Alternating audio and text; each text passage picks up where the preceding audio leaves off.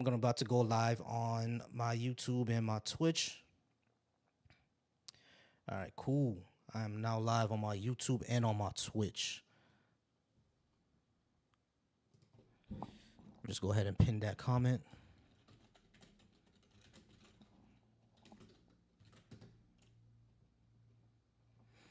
Go ahead and pin that comment, and we is good.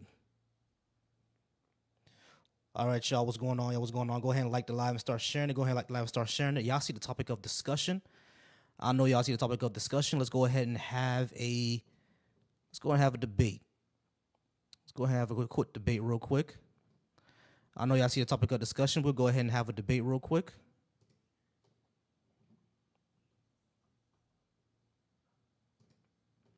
We're going to have a debate real quick. If you disagree with something I have on the board, go ahead and come on up before we can have a little talk about it.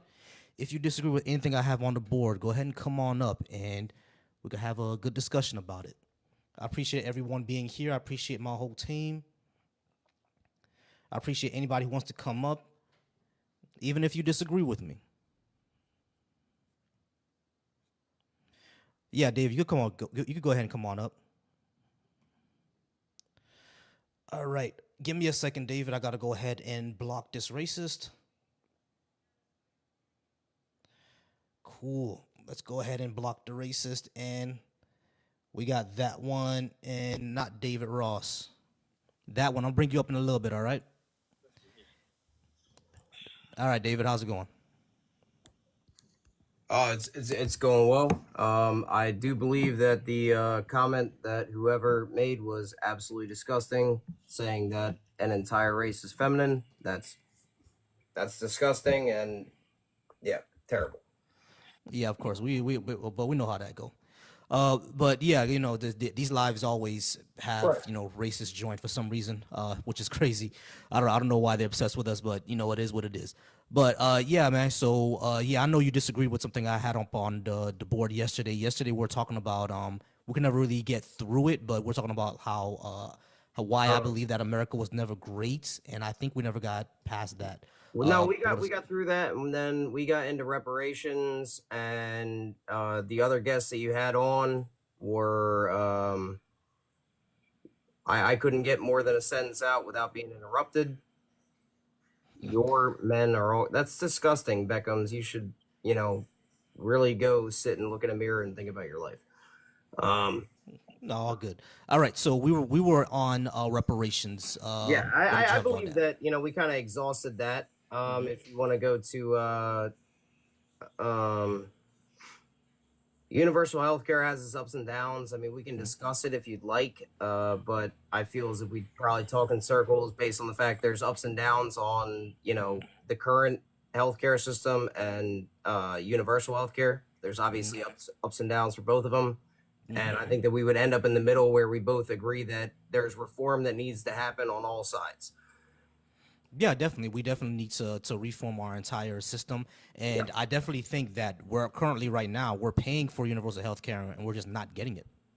Yeah, and I believe Canada is paying for it as well, and they're not getting it either to the degree that it could be, performed, so to say. I feel like all healthcare needs reformed from top to bottom in all ways. So, especially when it comes to protect, like there was that the African American nurse who she was beat up by a psych patient, and the hospital saying that she can't sue even though she might lose her eye. She has a colostomy bag. She is, hot bedridden for months. I do believe that, she has every right to be compensated by her employer. She was attacked by an individual, and they say that it's a risk that you signed on to with the job. That's ridiculous. She was beaten to within an inch of her life, and she needs to be compensated for that. So there's a lot of things about healthcare that need to be spoken about, but I don't think we can get through all of it without, agreeing to disagree in certain spots and whatever. So, Yeah, sure. abortion rights falls under healthcare. Systemic racism. All right, we can start there, and I'd like to know your if you wouldn't mind telling me your opinion on the systemic racism thing, and then I can obviously give you mine. No Uh, problem. yeah, sure. When we talk about systemic racism, most people assume that's like there's a there's an actual government policy in order to be discriminatory towards a certain group of people. In this particular case, we're talking about black people, but like it doesn't have to be that way. Systemic racism is simply like something that's embedded into an institution. If it's discriminatory across like either an industry or institution, then you have systemic racism. We see that being the case in the criminal justice system. We see it being the case in healthcare.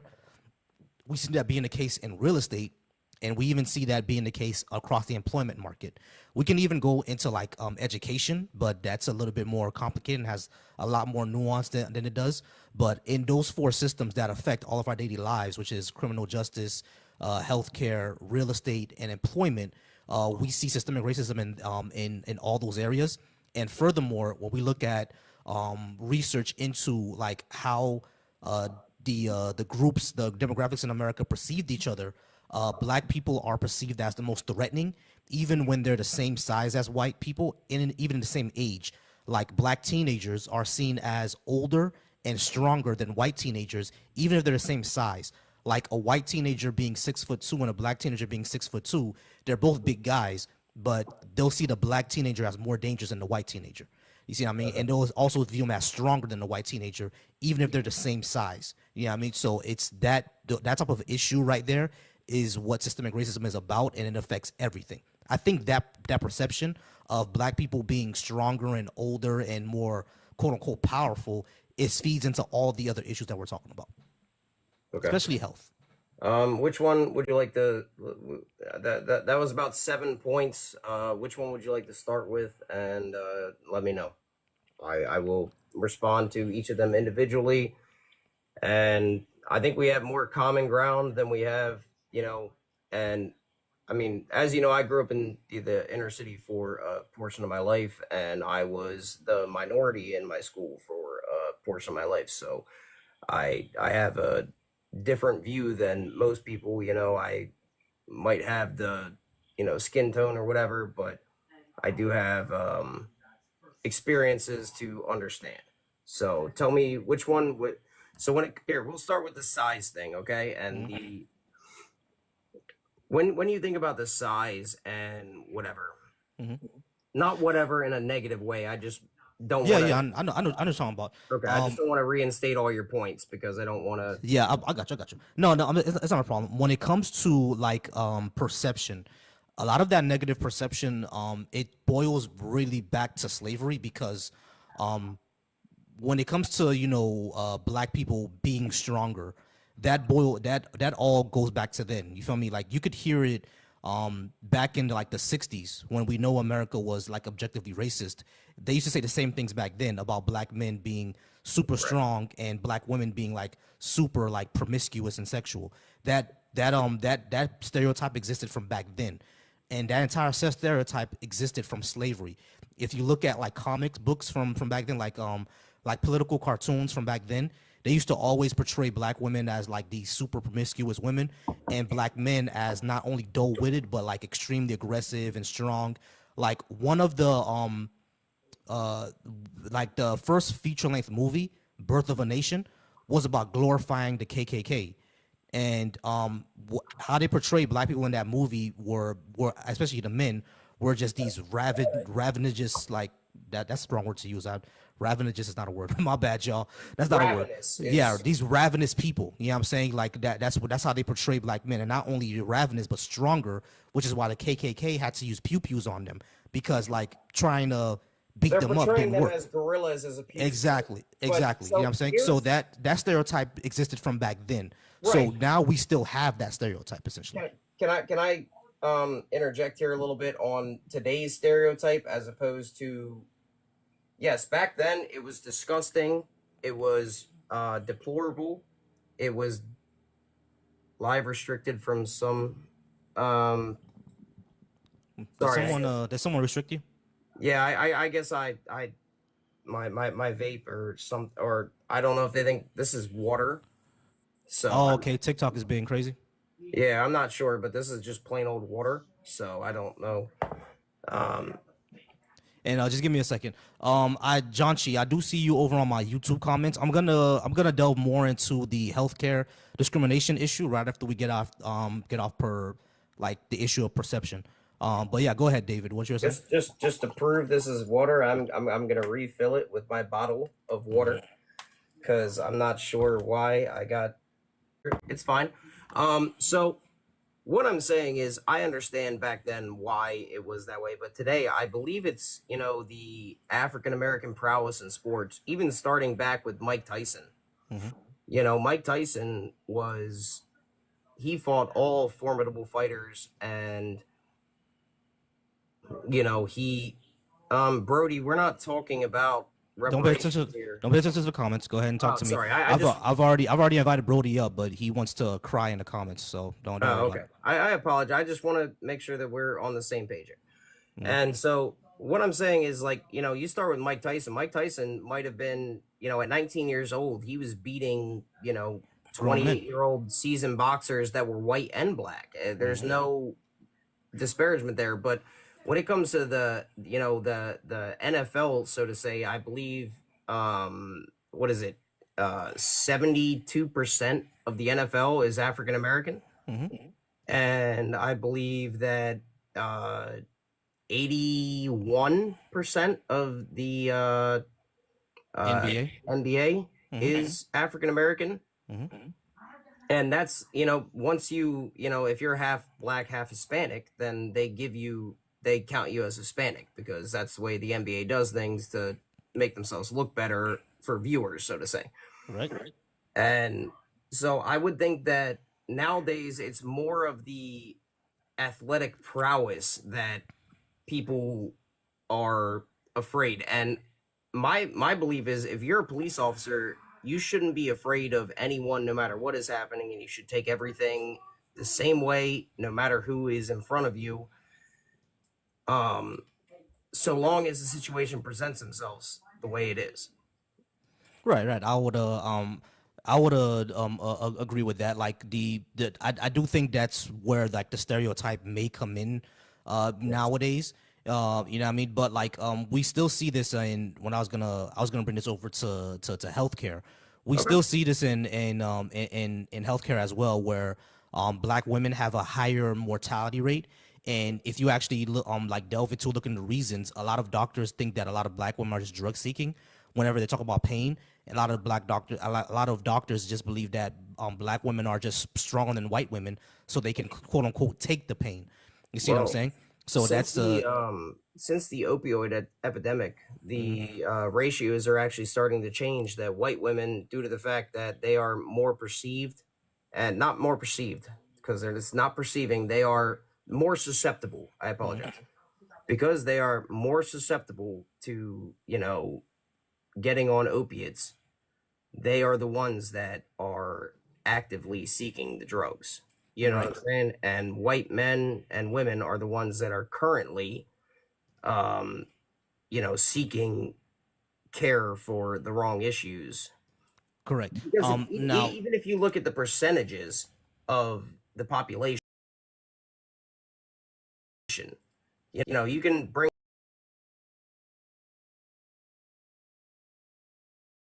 the violent crime, debate those, but it's not even worth it, because the statistics are there.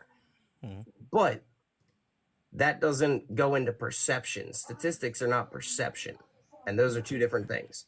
right. I got you. Now, like, yeah, it has been switching around now, where people thinking that it's the white folks who are now drug seeking because of the opioid epidemic. Yeah, the fentanyl. But the and all entire that. but the entire opioid epidemic, it actually kind of even though we black people avoided the opioid epidemic, we avoided it for a bad reason, because like Because we of the weren't 80s, right? yeah, we weren't getting the opioids because the doctors believed that black people could take the pain. We Yeah, were that actually goes not with in the pain. drug wars, right? Right, In the right. It 80s. it kind of ties into the drug wars, but like the opioid epidemic is because people were getting on painkillers because of surgeries and everything like that. Pain. Once you're on, I don't know if anyone's ever been to surgery, and we get out of it like you're in a lot of pain. Like I got concussed before. I was in a car accident last year in November, and I got into a hit and run. A car hit me, and I flipped, and I got concussed.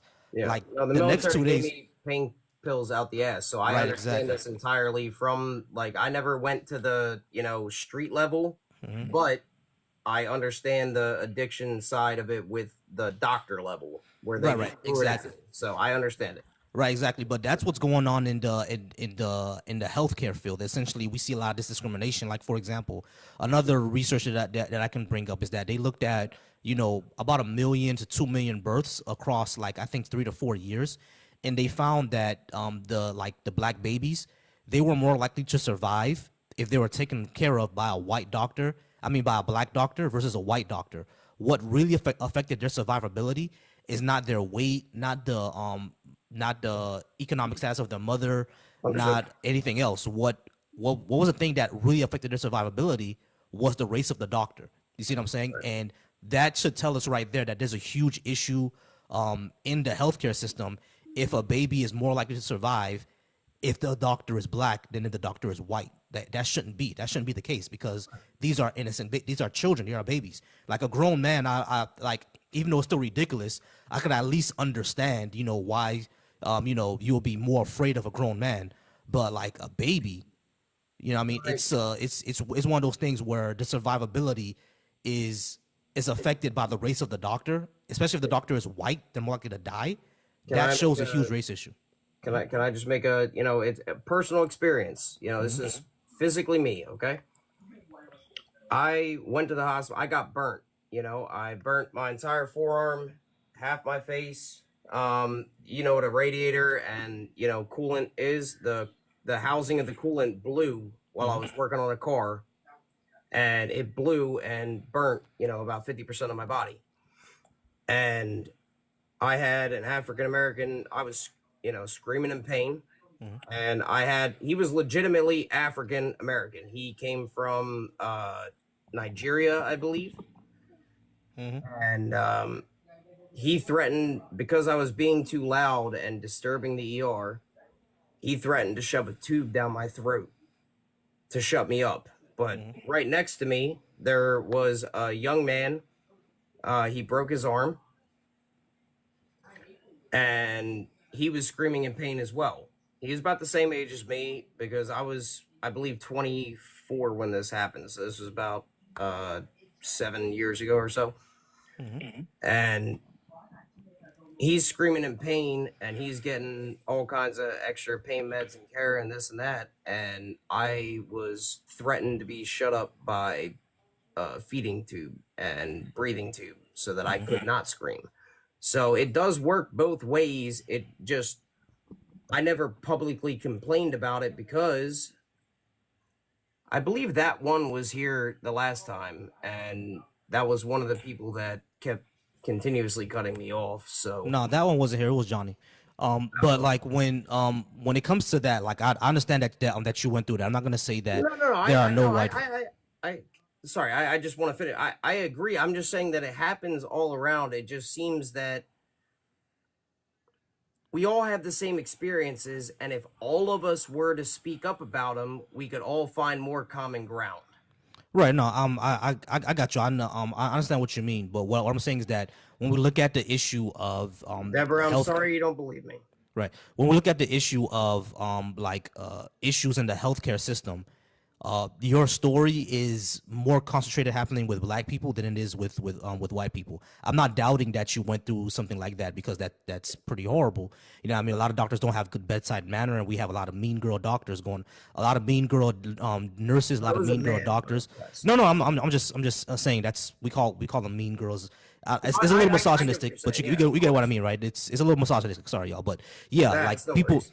people who are narcissistic and assholes are joining the health field in a very worrying rate. I want to be a therapist. There's a lot of narcissistic therapists, which is very crazy. You know what I mean? Yeah, of So I'm not course. doubting what you're saying. It's just that the issues that we're bringing up is happening more amongst black people than amongst whites, and it shouldn't be happening at all. Is what I'm trying to say.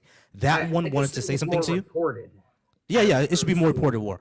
Yeah, I think that one has something to say to you, and probably Johnny next. That one, go ahead. I got to take a drink of water. Y'all keep liking the live and keep sharing. We just got to 1.1K likes. I want us to get the likes up, so I want us to get some more opposition. If you disagree with anything I have on the board, go ahead and please come on up. That one, go ahead. I got to get a drink of water. Go ahead. I don't know. Not Dave. I just think that there are things that make me anxious about your content, that What make content? me concerned that you're not super genuine in these conversations. I'm not sure. I have 3 posts, and I'm mostly looking at your reposts and your friends list and stuff, and so like it's just a matter of me trying to understand. most of my friends list is veterans. So my question, I guess, is we do not have the same opportunities in this country, right? And it isn't a super good flex to have a page full of reposts where you're kind of making fun of and shaming black folks. It's Um, also pretty weird, like, to be engaged with like Trumper stuff and then wanting to have these kinds of conversations because it's not a genuine discussion. If you are pro Trump, then you dislike all of these things. no, it's called having a sense of humor, and I find tragedy humor because when you go to war, you find humor in the darkness. Okay, well, I would say that a lot of your trashy humor is denigrating to minority folks. So now you're calling me trashy, so you're personally insulting me instead of just speaking to me. No, I'm not insulting you. I'm just saying that the direction of that humor. Didn't you say trashy? No, Wait, you no, I'm sorry. I didn't mean it. You said the humor. And I said humor, and you said your trashy humor. So Okay. All right. That humor is at the expense of marginalized people. That's what I'm trying to let you know. and there's plenty of TikTok videos that I'm sure you have reposted that are at the expense of other individuals. And Marginalized people, you won't find that shit in my life. so you can only make fun of people that are not marginalized.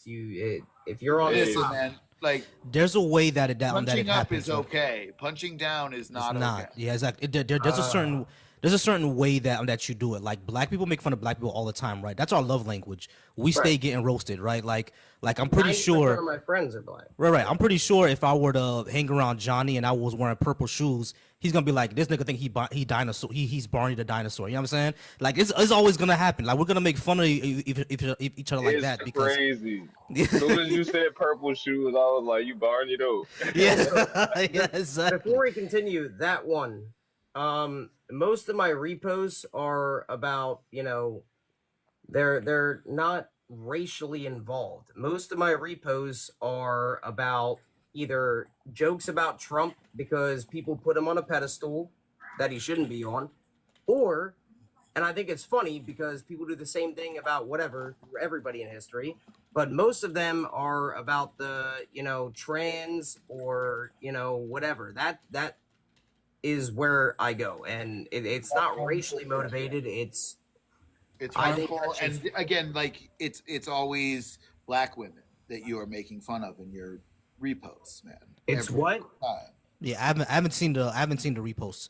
I mean. But You gotta here's look at them. I'm not insulting any race more. If I see a funny thing about a white person, I'm gonna repost that shit too. here's Well, here's it what doesn't show, and that's right. all. Right, David. Here's what I would say because I have a Facebook friend that does the same thing where he reposts a lot of like alt right quote unquote comedy, but a lot of it is not really funny. It's not really comedy. You're just kind of like it's just denigrating people. You know what I'm saying? Now I haven't seen your reposts, so I can't speak for that. But I like will say though, if when you go to war, what you find funny and the dark humor that you use to, find some sort of happiness or just like a tiny chuckle in your life. I'm not saying it makes me happy because it doesn't. What I'm saying is, when you go and you see horrible things, you tend to, joke about other horrible things because that's the only way you know how to cope.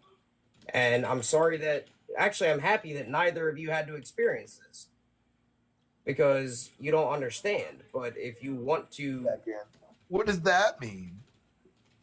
I mean, have either of you gone to war?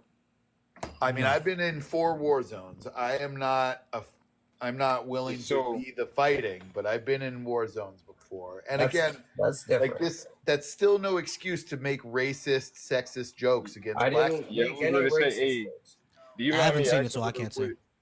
So I haven't seen your post either. But I was getting a little bit of disingenuine, whatever the word is, from you because um, Disingenuous. well, I know what you. I was trying to, yeah, but I'm sorry, I can I, I'm sorry, John. I'm gonna let you go. Can you pause for me real quick? yes, sir. Hey, TYJ, I invited you up. You can go ahead and join anytime you like. Go ahead, Johnny. My bad. Go ahead. Oh, yes, sir. But so because it's like, for one, I haven't seen your post, but like when when you're talking to somebody, and where I got disingenuous from it was, somebody explained something to you, like, yes, in the medical field, a black woman is likely to not be under the best care if you're under a white tea doctor versus a black doctor. I didn't And then disagree with that. no, you didn't disagree, but when you go and say like, oh, well, yeah, but I'm a white man and I went to the doctor So and this sharing my happened. experiences makes me disingenuous. That doesn't make any sense.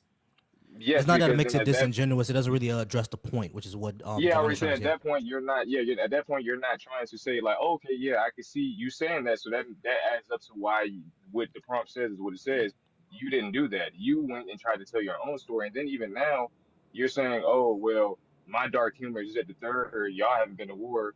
You don't have to go to war to experience trauma. You do know that, right? Nobody And ever then a said lot that. of That a lot that of was the the worst trauma thing to that come out of my a mouth. lot of the trauma that us as black men experience is brought onto us without us asking. I'm not sure how it was for you, but when I was in high school, good five of my close friends were victims of pew pew violence. So these are things that I was experiencing. My first time I seen somebody get pew pewed, I was in the third grade, and I had to run down the street for my life. Came back to my mom, putting a shirt to his wound to stop it from bleeding. I've lost I 23 don't friends. See, there you go again. You're rather than you sitting here saying, okay, I can see what you're saying, or that makes sense.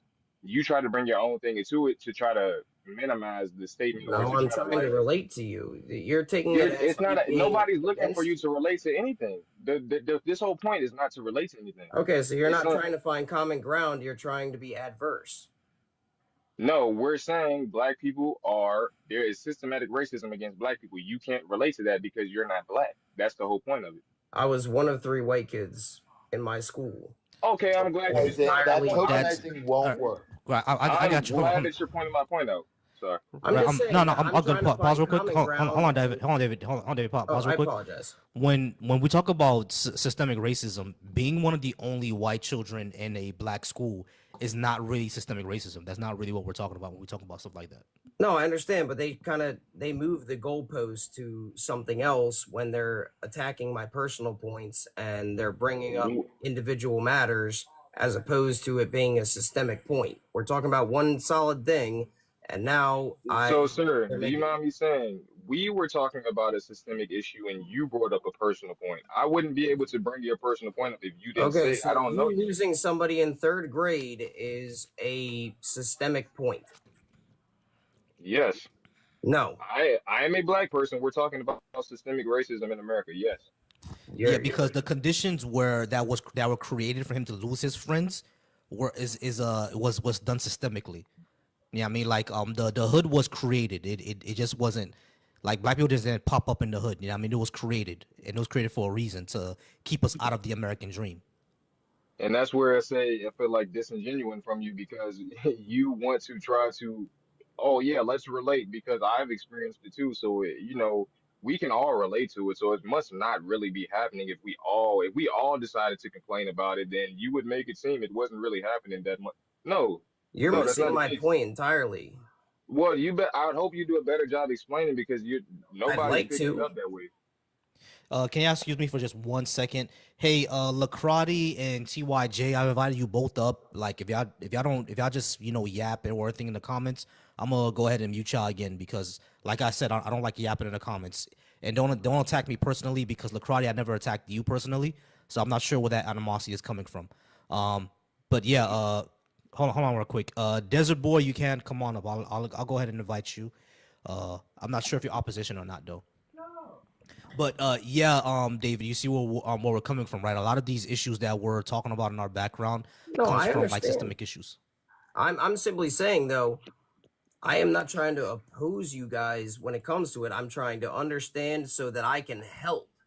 But the whole, you know, this happens so everybody should get in line. I need to understand. But if you want to give me personal attacks, that's not gonna, help us help each other. If you give me, your experiences and tell me how I can help you, then I can help you. But if you attack me personally, all I can do is defend myself. You understand?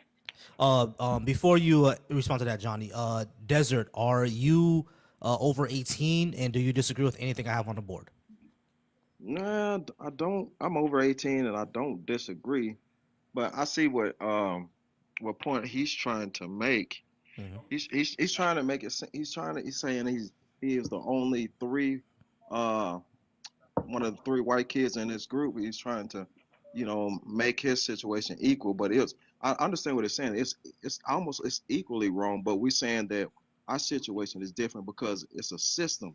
He's not under his situation is not under systemic racism like we're under. So that's the difference. I understand what he's going through. He probably had some run-ins with some black folks that probably did him wrong when he was in grade school, and I Nope. understand that. I'm not talking about that. I mean, does it make it any better that I'm a felon that was arrested with a legally owned firearm and I got put through the system worse than anybody else? There were people with me that had illegally owned guns. They got less probation, less jail time than I Then did. anybody else? What about all the people who were unalived? Let's be serious, right? This is the I am thing. being You act serious. like you were victimized by your own criminal behavior, and that is I not how legally owned the the gun. impact is for marginalized people. Let's use Pew Pew because TikTok is kind of crazy, Oh, but yeah, we're kind of. I'm sorry, y'all. We kind of strayed off the topic, like veered off the topic right. like wildly.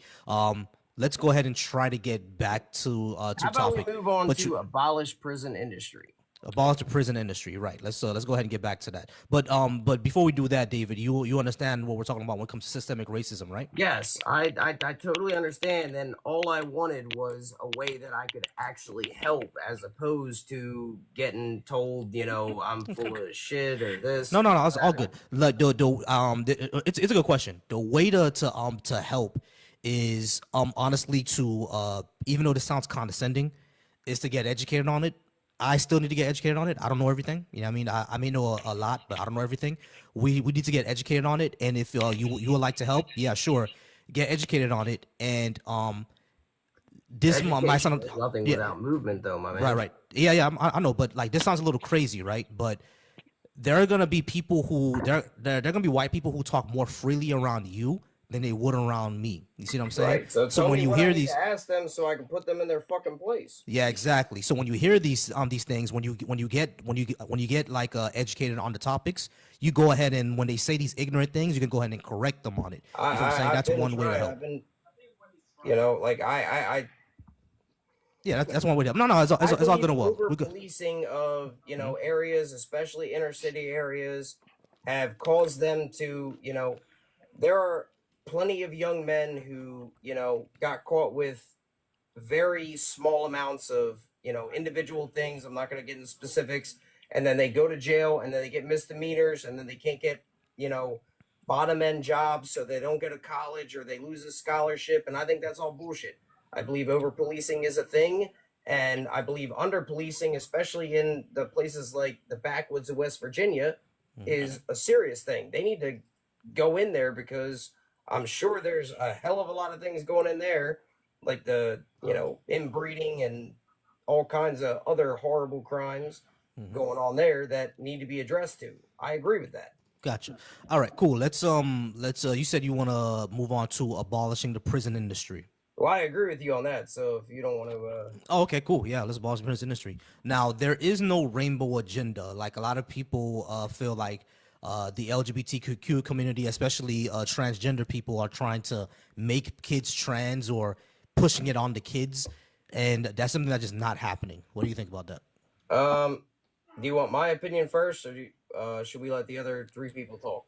Yeah, so you give me your opinion, and then the rest of them could So I have a daughter. She's my stepdaughter, but she's still my daughter. I'm the only father she knows. And That's dope, bro. Like for real, like genuinely, that's dope for you to do that. thank you. Her best friend is well, first off, She's African American girl, Mhm. but her name's Deshawn, and Say rainbow because like TikTok has an issue when we say GAY, so just say rainbow if you mean that. Oh, I was gonna say T, like trans. Yeah. You can say T. Go ahead. Okay. So yeah, she's T. It's my daughter's best friend. My daughter is, you know, she at least she thinks she is. I don't know. She's young. She's only, 14. She might whatever, but for right now, she's figuring herself out. And right now, she feels that way, and that's fine. Mhm. Um, and she came from her best friend, Deshawn, came from a very religious household. Everything is what it is, and I I don't believe she would have learned it outside of school, with the way that I know that household is run. Well, this is what I would say, right? When it comes to being rainbow, I'm talking about all of it, guys, because we just have to use rainbow because of how TikTok works. When it comes to being rainbow, things like that are not really taught or like pushed into you.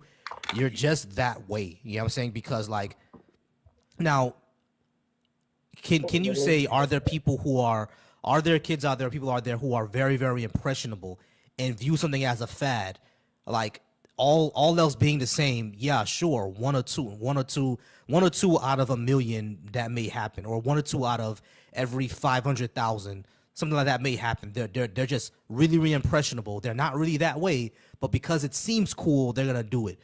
Can we say that that's how it is across the board? No, I don't believe so. And just like how you said, this person came from a very religious background, so it's not school that she learned it. That was always just in her.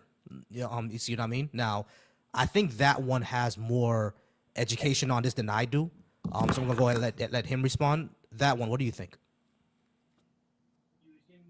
Well, he wants to stop dealing with this potato because it's Trayvon Martin's anniversary. Yeah, I'm a It little. is Trayvon Martin anniversary. It is. And Monday That was seems Ahmad quite disrespectful. Arbery, and last Friday was Malcolm. Yeah, that's right. It was Malcolm. What do you think that one? I think that he's making more excuses for his personal experience and not recognizing the drastic disparaging and marginalization of other people. That's what I think. Disparity. How about you, Johnny?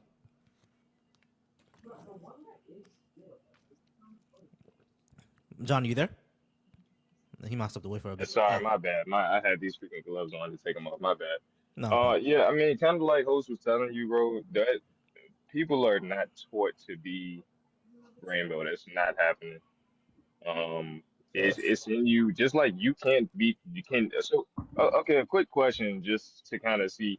Do you feel like you can be taught to be rainbow? Like, do you think that's something you could be swayed to do, or is it something that just to you does not naturally feel right? Are you talking to me? Yeah. At 30 years old, no. No, at any point in your age, did it feel naturally right to you? Were you attracted to the opposite sex?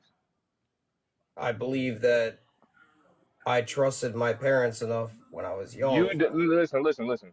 Without No, see, anybody you want to else's make input. such a specific question, you don't want a legitimate answer. No, because I'm asking for a yes or no answer. That's all. Yeah, Throughout your life, it's not a do yes or you? no question, though. I'm gonna rephrase it. Throughout your life, has there been any time where you felt you were swayed to be rainbow? No, because Or my parents. do you feel like you naturally were attracted to somebody of the opposite sex? Do you feel like you were naturally attracted to men? No, because my parents were complete assholes, and I was told to go pick my own switch out the backyard. Okay, so Mhm. if your parents weren't strict on you, you feel like you'd like men? No, but I feel like So if it would keep me from getting switched, I would have done whatever they said. stop being disingenuous and just No, concede you're on your being point. disingenuous. You're asking questions that have longer responses than a yes and no. I mean, That is not the case. I'm no, asking you that's a right now. fact. I mean, you're That's not a fact. I'm asking you right now, at any point in your life, do you feel as if you were attracted to the same sex? Just because I have not does not Yes. mean it can't be taken. So the point I'm getting to is that is a natural occurrence. You are naturally attracted to somebody of the same sex. That is the thing. You're not taught that. That's not something you're taught. That's And if that is the case, how do you get people who have become rainbow without being taught that when they grew up in a strict household, like you're stating now? Because there were people before didn't I school, just state it by the fact before of before my schools. daughter's best friend? That's what I'm talking about. Before schools were even brought into this whole conversation of the rainbow flag, there were still people who were undercover back in the days, and they just feared of That's coming fine. out I don't because see, dude. You're trying to make me out to be somebody that I'm not. I don't I care feel who like you you, are. I feel like you feel that way about yourself, and maybe you should just look in the mirror and start changing some things, bro. I'm not saying nothing about you. I'm asking you simple questions that you're feeling overwhelmed by. Maybe that's your own character. Right? Maybe that's your conscience. Can I make a little? Please, big brother. Yeah. Can I just want to add a little piece there that I think is the disconnect, because at the end of your first statement, David, you said that you don't think she would be that way if it wasn't taught in schools, and what we're saying is that it's not taught in schools. That's a part that's always been part of you. Like, I don't know what's going on with your daughter. I can't Well, speak no, for I'm your not daughter. referring to my. I'm talking about my daughter's best Your friend. daughter's best friend, right? What we're saying is that wasn't taught anywhere. That was just always in her. I mean, maybe it would be, but I do know that we get syllabuses and we get all kinds of information from the schools, and we get emails saying, this is part of it, and uh, gender affirming care, etc. And that has been added to Delaware schools. So it's just one of those. Maybe not every Delaware school, but in my area, it was. So it's let, just let, one of those let me things. let me ask you one more question. Of When course. it comes to like stuff like gender affirming care and learning what being transgender is, et cetera, do you think that is gonna impress on some kids to believe that they're trans, because that's not exactly how that happens. I believe it might spark something that is inside of them too young for them to understand it. I'm not saying that it shouldn't happen. I'm just saying that middle, even Can I high ask you a school, question? I think anything under the age of 18 is too young for them to be, sparked and introduced. So to Well, speak. Can I ask all you a right, question? I got you. Yeah. I'm gonna let you go, Johnny. Give me 1 second. All right. Yeah. So what we're saying is that spark thing that you're talking about, that's not an actual thing. What could spark in them is for them to understand, oh, this is what's going on with me, but it doesn't spark them to say, oh, well, now I'm trans. That's not how that happens. That's what we're saying. No, and I'm more than happy to agree to disagree. And, I just want, that's fine. No problem. Right, gotcha. Can you give me 1 second? I think that one had one last thing to say. Desert, I'm gonna drop you down really quick, but I'm gonna bring you back up if you request again. Just give me a moment, because I don't want things to get too cluttered. Okay. So And I can drop too. Vulture, you know where I'm at. I'm here whenever there's a need for that stuff. Well, no, I'm gonna drop out after you guys are done. I don't think there's another thing for me to quote on, so I have a couple questions for David. Yeah, of course. Hi. Hi. I just and I don't want we don't have to I don't feel anything negative towards you. I'm just a little confused. Yeah, of course. When a child in school reads a book with a family in it, is showing that family like a nuclear heterosexual family, is showing that child that story in that book teaching them to be straight? Well, I would disagree with the school is not to teach how to be a family of any kind. No. I'm not saying they're teaching them to be a family. I'm talking about a story that features a family in it. Right. like, let's say if they're reading the Berenstain Bears, for example. Yes. Like there's a mom and dad and a sister and a brother. And the story has nothing to do with them being that. It's just a story featuring a family. Is that story teaching them to be straight? They're bears. Okay, Right. let's But just say they're humans. they're anthropomorphized to be right. They're anthropomorphized to be humans. Like we understand the Berenstain Bears. They're supposed to represent humans. But go ahead. I'm sorry. Is that teaching them to be straight? I don't believe that's the moral of the story. That But is showing a family dynamic that features a mother and a father teaching a child to be straight.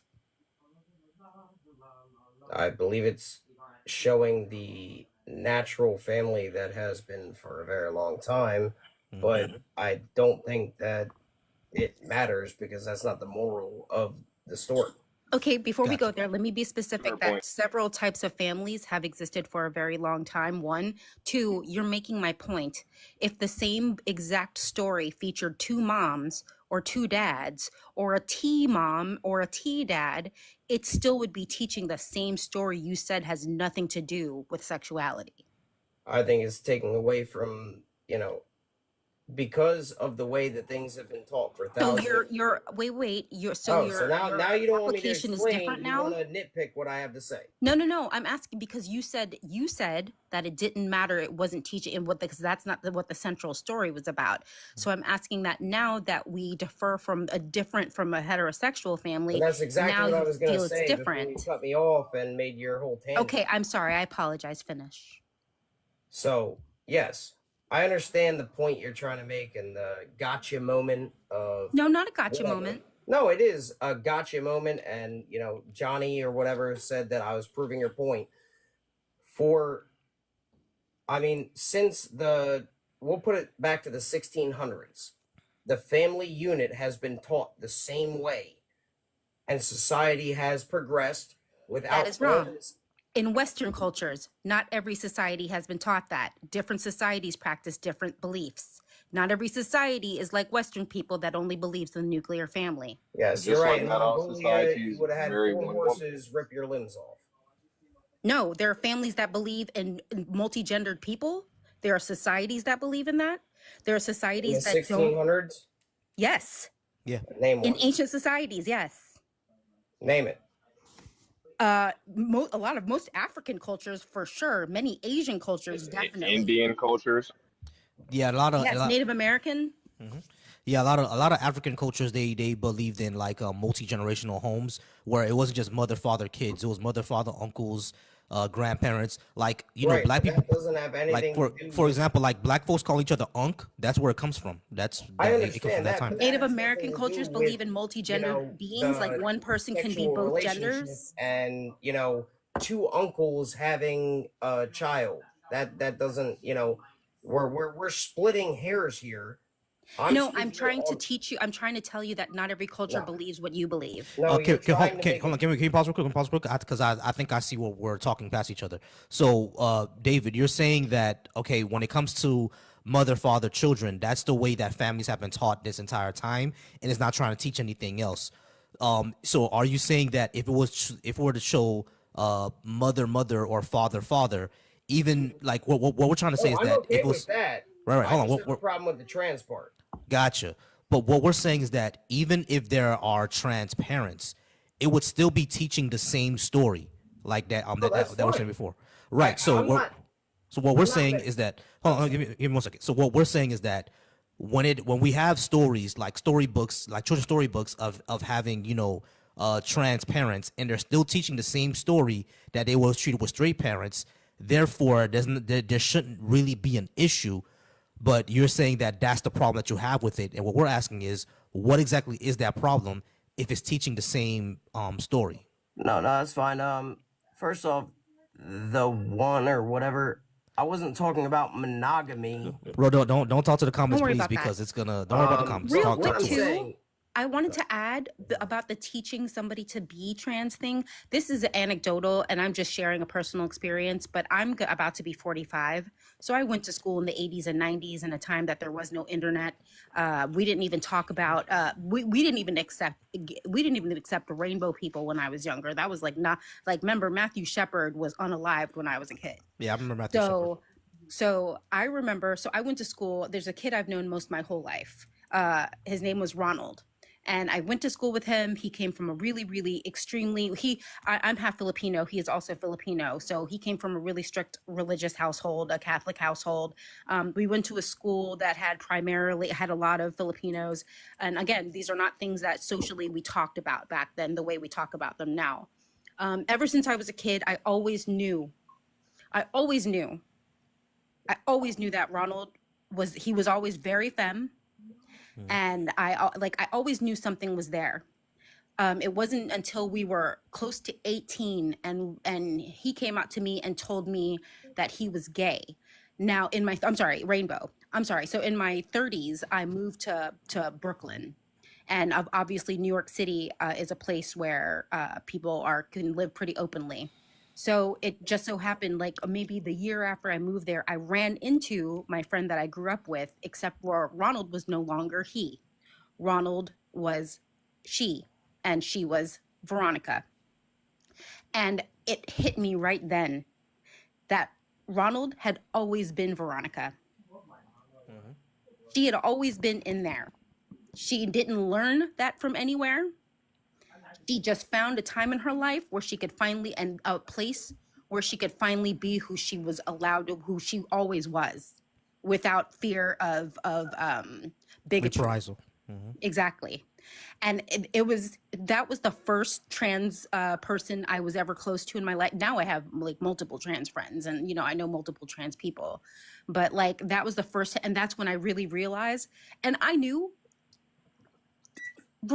Ronald had been Veronica since we were little kids. That was very clear. That was not something that they learned from someplace, because that's who they always were.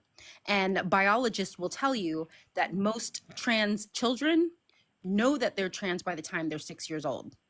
So, and there's data, there's plenty to read if you're actually interested in learning anything. But to say that schools are teaching people to be T is ridiculous, because I don't even know what kind of curriculum that features, if they're teaching gender to not be bigoted against people, or to accept people, or that That's there's a good nothing wrong with gender affirming care. That's just teaching people to accept people for who they are, which is what children should learn. Exactly. Can we pause real quick? Hey, Desert Boy, I'm gonna bring you right back up because I know you disagree. And Claudia, I'm gonna allow you to speak. David, would you mind just staying in the chat real quick, because I want to bring a few other people up. All right, would you mind just staying in the I chat? can't respond to the 5-minute monologue. I mean, like you walked away for a bit, so I'm not sure if you even Oh, no, I heard heard that it. she I said. just- Oh, you it's heard it. fine Okay, because I was so go talking to go ahead and respond to it, because I want to bring Desert Boy up, and I Yeah, know very well, Claudia very wants to well. speak, and I know Desert Boy, Claudia there were wants to speak. trans children in the 90s. There were definitely trans children in the 90s. I knew a few. So go ahead and respond to it, but stay in the chat for me, because I know Claudia and Desert Boy want to have a discussion. So go ahead and respond to it really quickly, and then I'm gonna drop you down and bring you back up later. All right, go ahead. Yeah, no, that's fine. So what I will say is that they had the opportunity to become adults and figure out who they were. And that She used is to my dress up when we were kids. Here we go. I can't even get. I let you talk for almost 3.5 minutes without a single interjection. I can't put a sentence out. All right, Because go- you're saying something wrong. No, I'm telling you my experience, and you want to cut me off.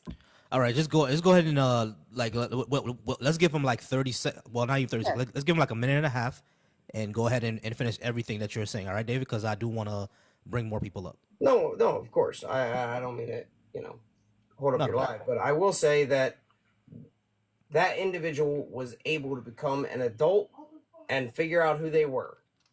They knew that they were interested in other things, and that's all well and good. My daughter knows that she's not interested in men. That's fine.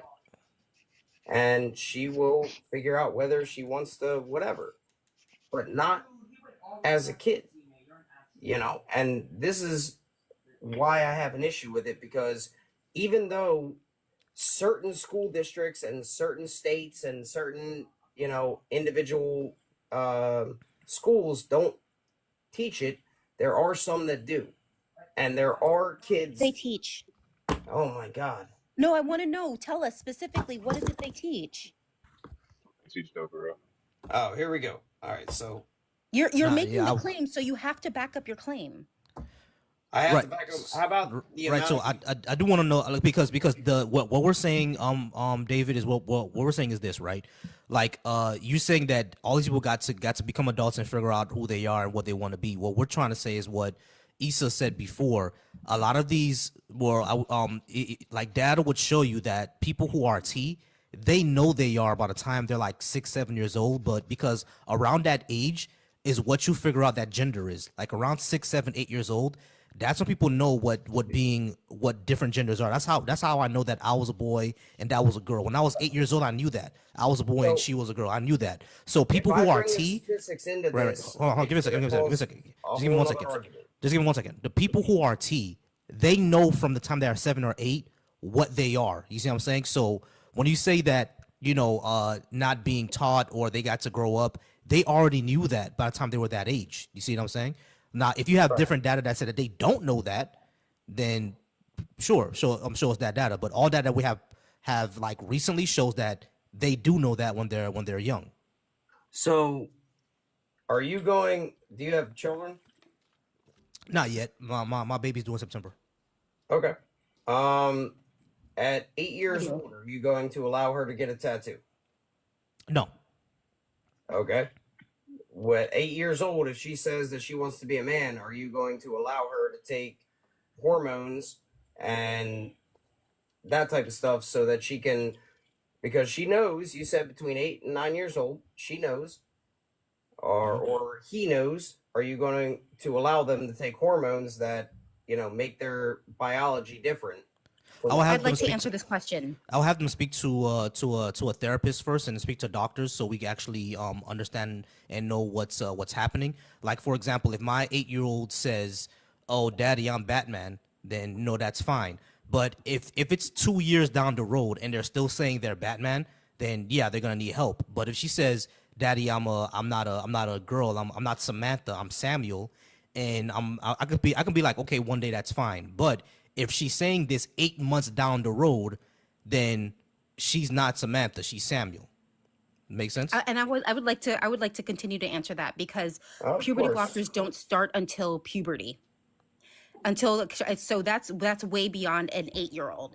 That's not Kids true. have to see My kids daughter have to went to see a puberty at doctor. 9. Kids have to see a doctor and a psychiatrist for 2 years before they even start. That's the law in most states. So no child is just being given puberty blockers. Now, if it was my child, and I do have a child, my daughter is going to be 26 this year. Well, If then I you're way had a past child that this. was You're telling way me past the that threshold. that they were a different sex than what they were, then I would support them, and I would do the first thing that usually starts with gender affirming care is they want to be called a different name. And if that was something that persisted, then I would respect them and call them the different name. And then we would move on to other things as time moved forward. Always open to have a conversation with you, as I have been before. But I'm gonna hop off here because Respectfully, I won't say I cannot believe you got a 26-year-old daughter. That is crazy. You do but not look like you have a 26-year-old At Thank all, you. at all. You do not look like that at all. daughter. either Thank way, you, That's bro, guys. crazy. I'm willing to speak to you about anything openly and have a real conversation. But when it comes to closed-minded individuals, I gotta hop off here. So it was good talking to you. I appreciate the conversation. I hope everybody has a Are you great doing? evening. Not a problem, David. Yeah, yeah. Have a good night. All right. So we have because Claudia, I'm sorry I didn't allow you to speak a lot, but I'm gonna go ahead and let you and Desert have this discussion. I need to get my phone charged real quick. Desert, you were saying that there were no trans people in the 90s. That is actually not true. I knew a couple.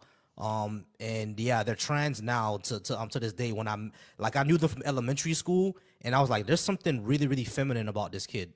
And now that I meet them when I'm an adult, guess what they are? So yeah, they existed back in the 90s. Claudia, I want you to go ahead because you didn't get a chance to speak yet. Go ahead, Claudia. Oh yeah, thank you.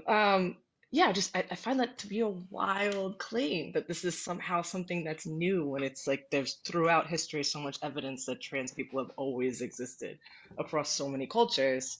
It seems like people who don't know trans people personally are just assuming that because I don't see it, because I don't experience it, it doesn't exist. And that's such a wild thing for me to try to absorb. I don't know where that comes from. So.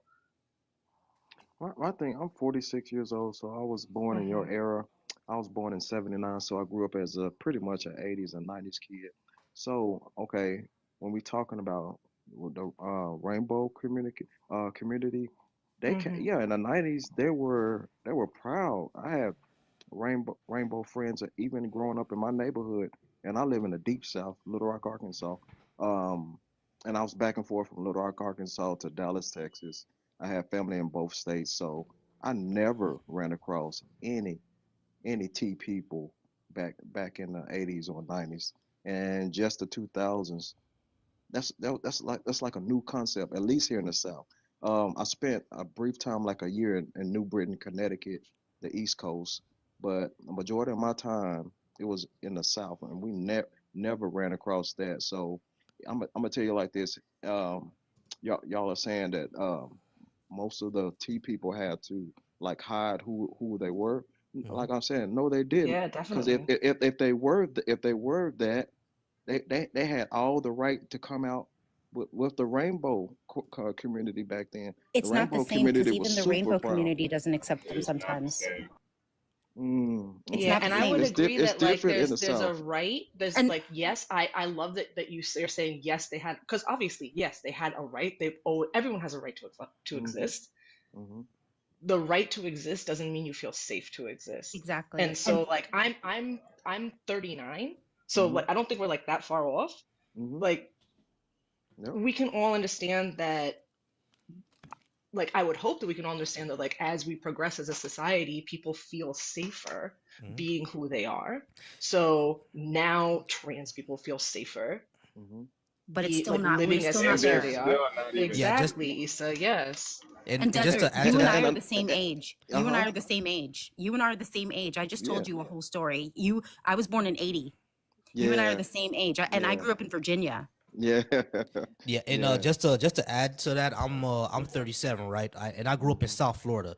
Now, Hmm. That's the for South people, too. yes, yeah, that's the South. So a lot, like, for people who don't know, people always say, the further north you go, the further south you get in Florida. But one thing I Hmm. tell people is that growing up in Dade, Broward, and West Palm Beach, Hmm. it's still very much the Bible Belt. You know what I mean? Like Yeah. the Yeah. the community, like the neighborhood that I grew up in South Florida, there was a church down the block from my parents' house, and Hmm. down the block from that one was another church, and down the block from that was another church. It's still very much Yeah. the Bible Belt down in Miami. You feel me? Even Hmm. though we have a huge LGBTQ society, like Hmm. even down there, yeah, sure, there were people who were coming out, and then you knew fully that they were Hmm. part of the LGBTQ society, but Hmm. those who were T, they were very less likely to come out. They did not want to come out at all because they were like, wear dresses or whatever. People Hmm. thought they were just, cross dressers. They weren't Hmm. actually T. It was until later when they say, yeah, that I'm a woman or I'm a man or et cetera, et cetera, Hmm.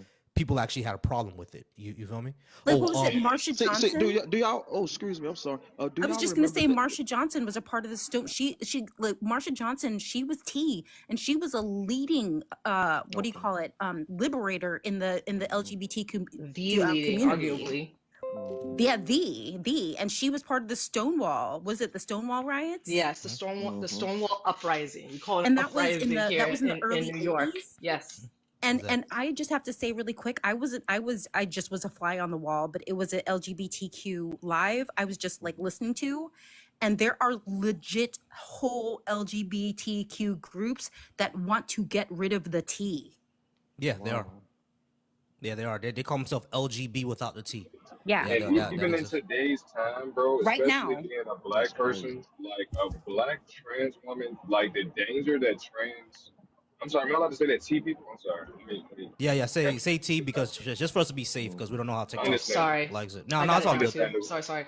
But yeah, like the amount of violence even in today's time with cell phones out, like as education is furthering, like the danger is like still very there and present. So Hmm. imagine being back in the 90s where it was like a lot of ideas, not ideas, but a lot of things even today's time, other than just LGBT, a lot of things were still not even normalized. Like even women, like yeah, women were getting into rights and stuff, but it was a lot of things that women are doing today that weren't even normalized back then. So we're only Facts. just now starting to step into the realm where things are getting normalized and people aren't being as ignorant and being as not being bigots anymore.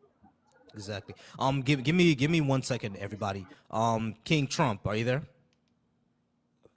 I'm all right, King. Are you over 18 and do you disagree with anything I have on the board? Yes, I'm 38 years old. From Texas, voted for Trump. Okay, cool. So you disagree with about everything I have on the board? Yeah, I have a question for that. The first question: if you don't think it's great, then why are you here? Okay, great. All right, everybody. Johnny, Issa, Claudia, and Desert. I'm gonna drop you guys down really quickly, but I'm gonna bring you all back up. Okay? Yes, sir. Thanks. Let me. Thank yeah, you. not a problem. But everybody stay in the comments. But I'm gonna bring you all back up. All right? I'm gonna bring you all back up. Just give me a second with King Trump. All right, King. So give me 1 second. Now you say, can you ask your question one last time, please? If you don't think America is great, then why are you living here? Because I was born here, and my job is here, and my wife is here, and my family's here. So you can move, I guess, if you don't like it here. Who says I don't like it? It's your first question. It says it's never great. If you don't think it's great, then why are you here? I already told you why I'm here. Why do you think illegals want to come here so badly if you don't think it's great? What? Why do you what? think illegals want to come here so badly if you don't think it's great? Why do They you wanna- advocate For money. They want to come here for money. then it's great? It just doesn't make any sense. Having America having money doesn't make it great. Yeah, China has money. Is China great? they're a they're a good country right now, but Oh, so China's great. yeah. So is But- and Russia's great too. And No, you said if you're pivoting your right now. standard of being great is just money, then not like money. then It's the culture of the country that makes it great. the culture of the country makes it great. Yeah. For a long time in America, we had a culture that believed that black people didn't deserve rights. How's that great? You're pivoting on my question though. If you, why do illegals want to come here so badly? I already told you money, but that doesn't make it great. Okay, then why are you here? It doesn't make sense. I already If told you don't why I'm think it's here great, because then why are you here, bro? I already told you because my family's here and my job is here. Why would I leave my family, my job? You can take them, No, I can't. so you don't have money. I have money, but that doesn't mean I have money to move to another country. You don't have money to move to another country. No, I don't. Oh, that makes sense. Well, Do you have money to move to another country? yeah, but why would I want to leave right now? I don't know why you want to leave right now, but just because I don't have money to move to another country, even if I did have money to move to another country, why do I have to move? I don't have to move. Because you don't think it's great. Yeah, that doesn't mean I have to move. Yeah, it does. You No, it guys hate doesn't. it here so much. No, it doesn't. Yes, you do. You hate it here so much. No, it doesn't. Do you Who hate says, living here? who said I hate America? Who said it? Who said that? Believing something Your is not first great. question, Hold saying on. it's never Wait. great. Hey, Trump. Does this say I hate America, or does it say America was never great? Which one does it say? It's never great. But So it's the those are same not. thing. So those are not. It's the Those are same not. thing. Yes, it Those is. are not the It same is. thing. How it is? How is it great? How is it? How is it the same thing? Tell me how it's the same thing. So you saying that for you to actually like somewhere, you have to actually think it's great. Do you want to know why I say America was never great? Why? Why is it never great? Because it never lived up to its ideal of life, liberty, and pursuit of happiness. It never lived up to that. So it can't be great. You clearly hate it here. As a matter of fact, we have a history of purposely hobbling that for a group of people. Do we not? I guess, but you just don't. Don't tell me I guess, but do we have a history of purposely holding back life, liberty, and pursuit of happiness for a specific group of people? What suspicious word? What are you talking about? All right. So the pursuit of life, liberty, and the pursuit of happiness is the ideal for America, right? Do we or do we not have a history of putting hurdles or hobbling that goal for a group of people? Did we not ever do that? No, I guess not. What was Jim Crow? My God, dude. Yeah.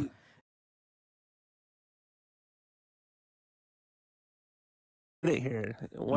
Hold on. Trump, King. Oh, he paused. Sorry about Hello. that. I got a call. But yeah, so Man, King, go just take answer your my call. question. Go Just answer my take question your real call, quick. dude. Answer my question real quick.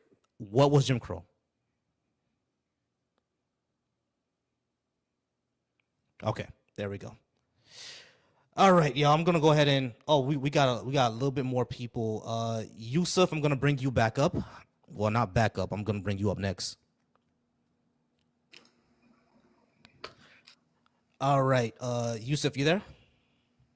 Yeah, what's going on, man? I'm all right. Are you over 18 and do you disagree with anything I have on the board? I am 41, and I agree with everything you have up on that board, man. W. Appreciate you. Mav, are you there? Yo, guten Tag, brother. How are we doing? I'm all right. You over 18 and do you disagree with anything I have on the board? I'm 28, man. And listen, I just wanted to say, life is beautiful. Enjoy it. Don't get all caught up in this bullshit. You know. What do you mean by that? Just be a victor. Don't be a victim of life. You know, everybody has problems. It doesn't matter what the color of your skin is. Like, you just gotta find the beauty in every day. Cool. That simple. Do you disagree with anything I have on the board? Let me see.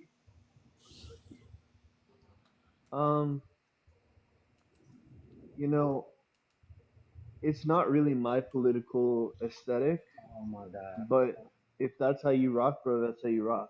That's what I would say. Okay, so you don't disagree with anything I have on the board or really care.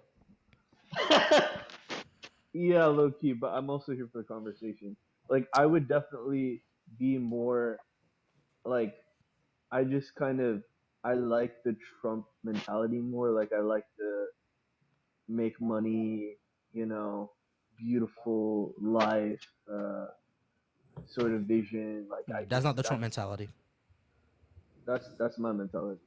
But it's not a Trump mentality. Like reparations. everyone would love to live a beautiful life and make money. Like that's not specific to So you Trump. should do it, bro. Okay, reparations. Let me Yeah. ask you something. Wait, hold up one second. Hold on, yeah. Should- Hold on, yeah. Should Oprah and Beyonce and Michael Jordan get reparations? Yes. Really? So you're telling me these people who literally have millions of dollars, multiple homes around the world, you know, are literally Forbes list. Like, isn't Oprah a billionaire or some shit? You're telling me she should get reparations Yes. for Yes. slavery? Yes. Okay. I don't think that you're gonna have a lot of success at convincing the rest of the country that that is something that should happen. Let me ask you a question, Marv. Do you She think got when the all that government despite. That's how she got. She got all that despite right, what it she was had to this go through. it was despite it, not because of it. Now, Marv, let me ask you a question. If the government does something to damage something to if the government causes damage to something or somewhere, should they correct that damage? You know, you're being really vague, and I understand what you're trying to say. I think that, I'm not you being vague know, at I all, think that bro. we've I'm actually asking come really far. if the government does something negative and damages something, should they again repair that damage? You're asking my opinion? Yes. I believe in the golden rule. I believe that you should treat people how you want to be treated, and when you make mistakes, you should, you know, own up to it and try to correct it. Cool. So the government damaged black people. Why shouldn't they fix it? Bro, I'm sorry that you know, listen, I don't want to be like who hurt you, you know what I mean? But everybody is hurt by somebody. Like that is just the way of the world. So you thinking the government sending you a reparations check is gonna fix that wound, it's not going to. You're still gonna feel the pain. You have The to pain of go what? deep within yourself, have that dark night of the soul. Hey, Marv. Um, Hey, Marv. Let me ask you a question, bro. Let me ask you a question, yeah. bro. Before you jumped on this live, did you know if I existed or not? Did I know that you existed or not? Before I'm you gonna jumped to this quote live, my hold good on, wait, friend. hold on, mama. It's a simple yes or no question. Before you came across this live, did you know that I existed? Socrates and say I know nothing. It's just a yes or a no. No. Okay, so all this psychoanalysis that you're doing is a whole bunch of bullshit because you don't know me. So don't talk about me being heard It's not about or hold on, knowing you. wait, stop. Don't talk about me being heard or digging deep inside of me. I'm good. Okay, I'm fine. I'm well employed. I'm All right, married. brother. Hold All on, right, wait, all right. stop. Be quiet real quick. I'm well employed. I'm married. I'm gonna have a child this year. I'm good. All right. So you don't need to do a whole psychoanalysis. Appreciate it, So why Derek. you You don't crying? need to do. You don't need to do a whole psychoanalysis. What we're talking about is policies and what should not It's happen. not a Reparations. psychoanalysis, Reparations bro. for Black Americans is not about slavery. It's also about redlining and all the effects of reparations. That's what it's about. Bro, first of all, you seem pressed. I'm not gonna push it. I'm trying to heal, bro. I'm here to heal, right? But what All I right, want you to don't say, need to heal me. I've already gone to therapy. Talk about what I have on the board. Don't talk about my personal life. so Because I didn't I'm talk about also here yours, to bro. teach. You're not Well, teaching us anything, though. no. Listen, What are you if you teaching? do Hold you on. know what This is alchemy not. is? This is not a teaching space, sir. This is Bro, a debate I'm space. about to This rev is for not you. Do you know what productive, man. alchemy Moving is? Have you on. heard of This is alchemy? not productive at all. There's Yeah. something called the You don't need to be black here. sun in alchemy. It's Sol Niger in Latin, and it signifies the dark night of the All sun. right. FaZe, how's it going? FaZe, you there? Good boy. All right. Are you over 18 and do you disagree with anything I have on the board? Reparations for Black Americans.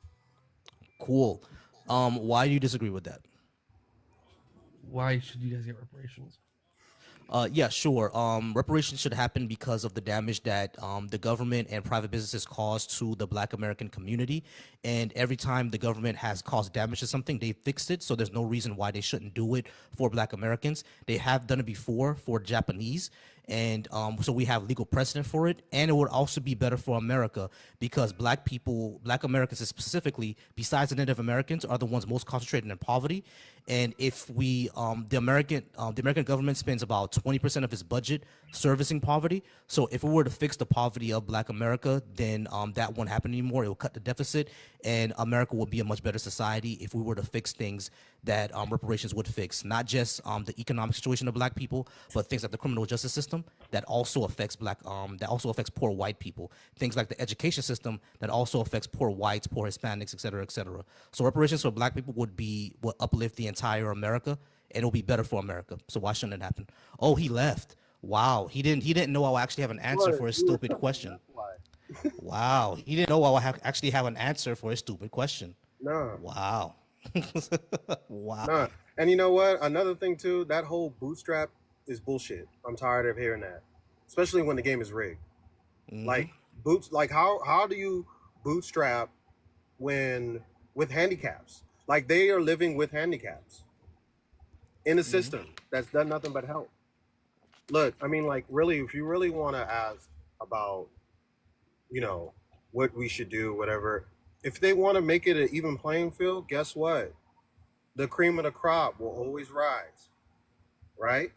Always rises to the top. They just afraid that the person rising to the top is going to end up being like an Obama, or who else did he mention? Um, No, I know exactly who you're talking. Who any you're talking about. celebrity, any celebrity who's made it, they always want to pull that out. Oh, look at these celebrities; they're doing great. You know, how is it that like that you guys are doing great? It's like, come on, man. Like, what are we talking about here? Not everybody gets to be an astronaut. We all know that. But as a system, we know what you guys are doing. It's the same thing that's been happening to the Native Americans. It's the same thing that's been happening to the Aboriginals over in Australia. It's the same thing that it's happened all over the planet. And it's literally like the idea of another group of people having a chance to be at the top is so detrimental to them that they rather just flip the table, say fuck it, we ain't playing the game, flip the table.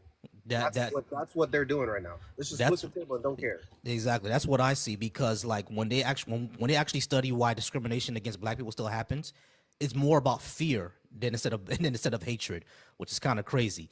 All right, random black man, you there? Yeah, yes I am.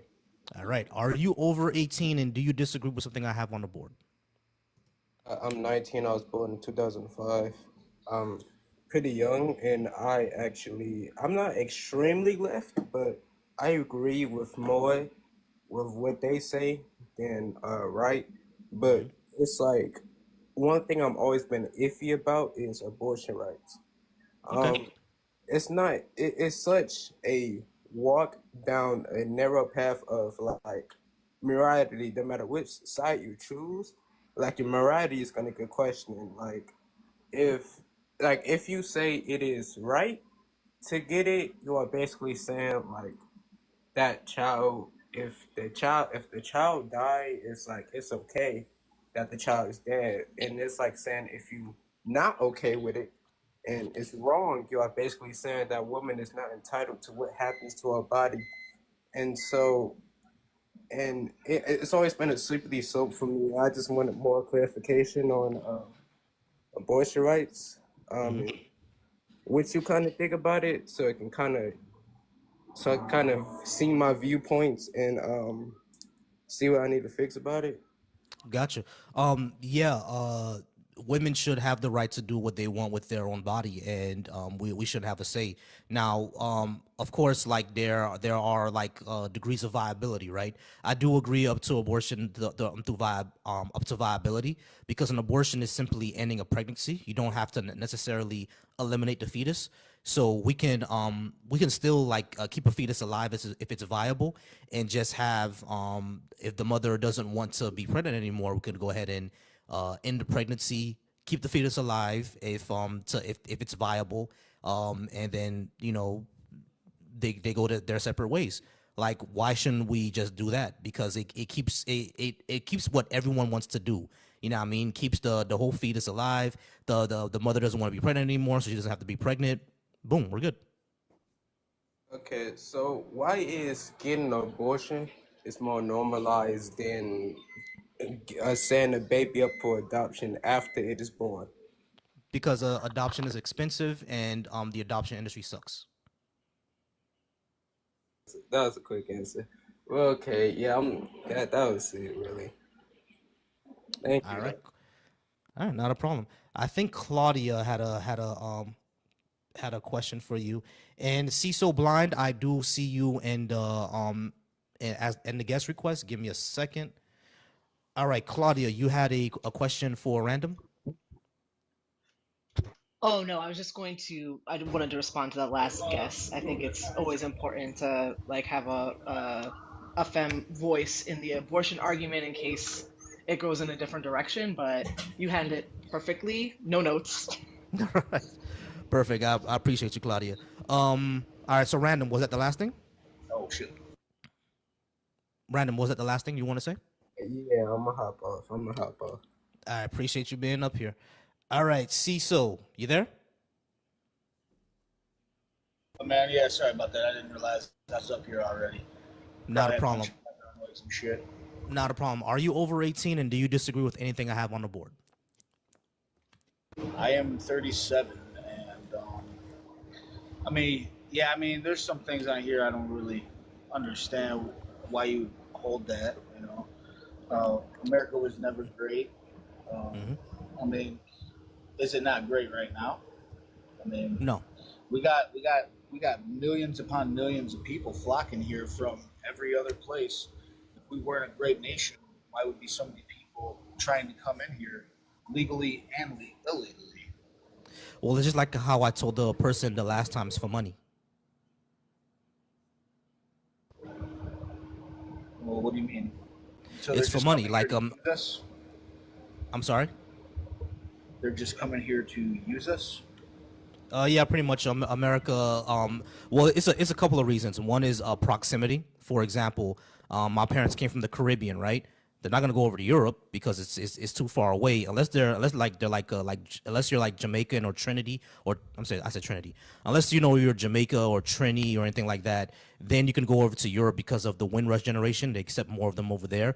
But my parents are from Haiti, and there's a lot more of us here in the United States or in Canada.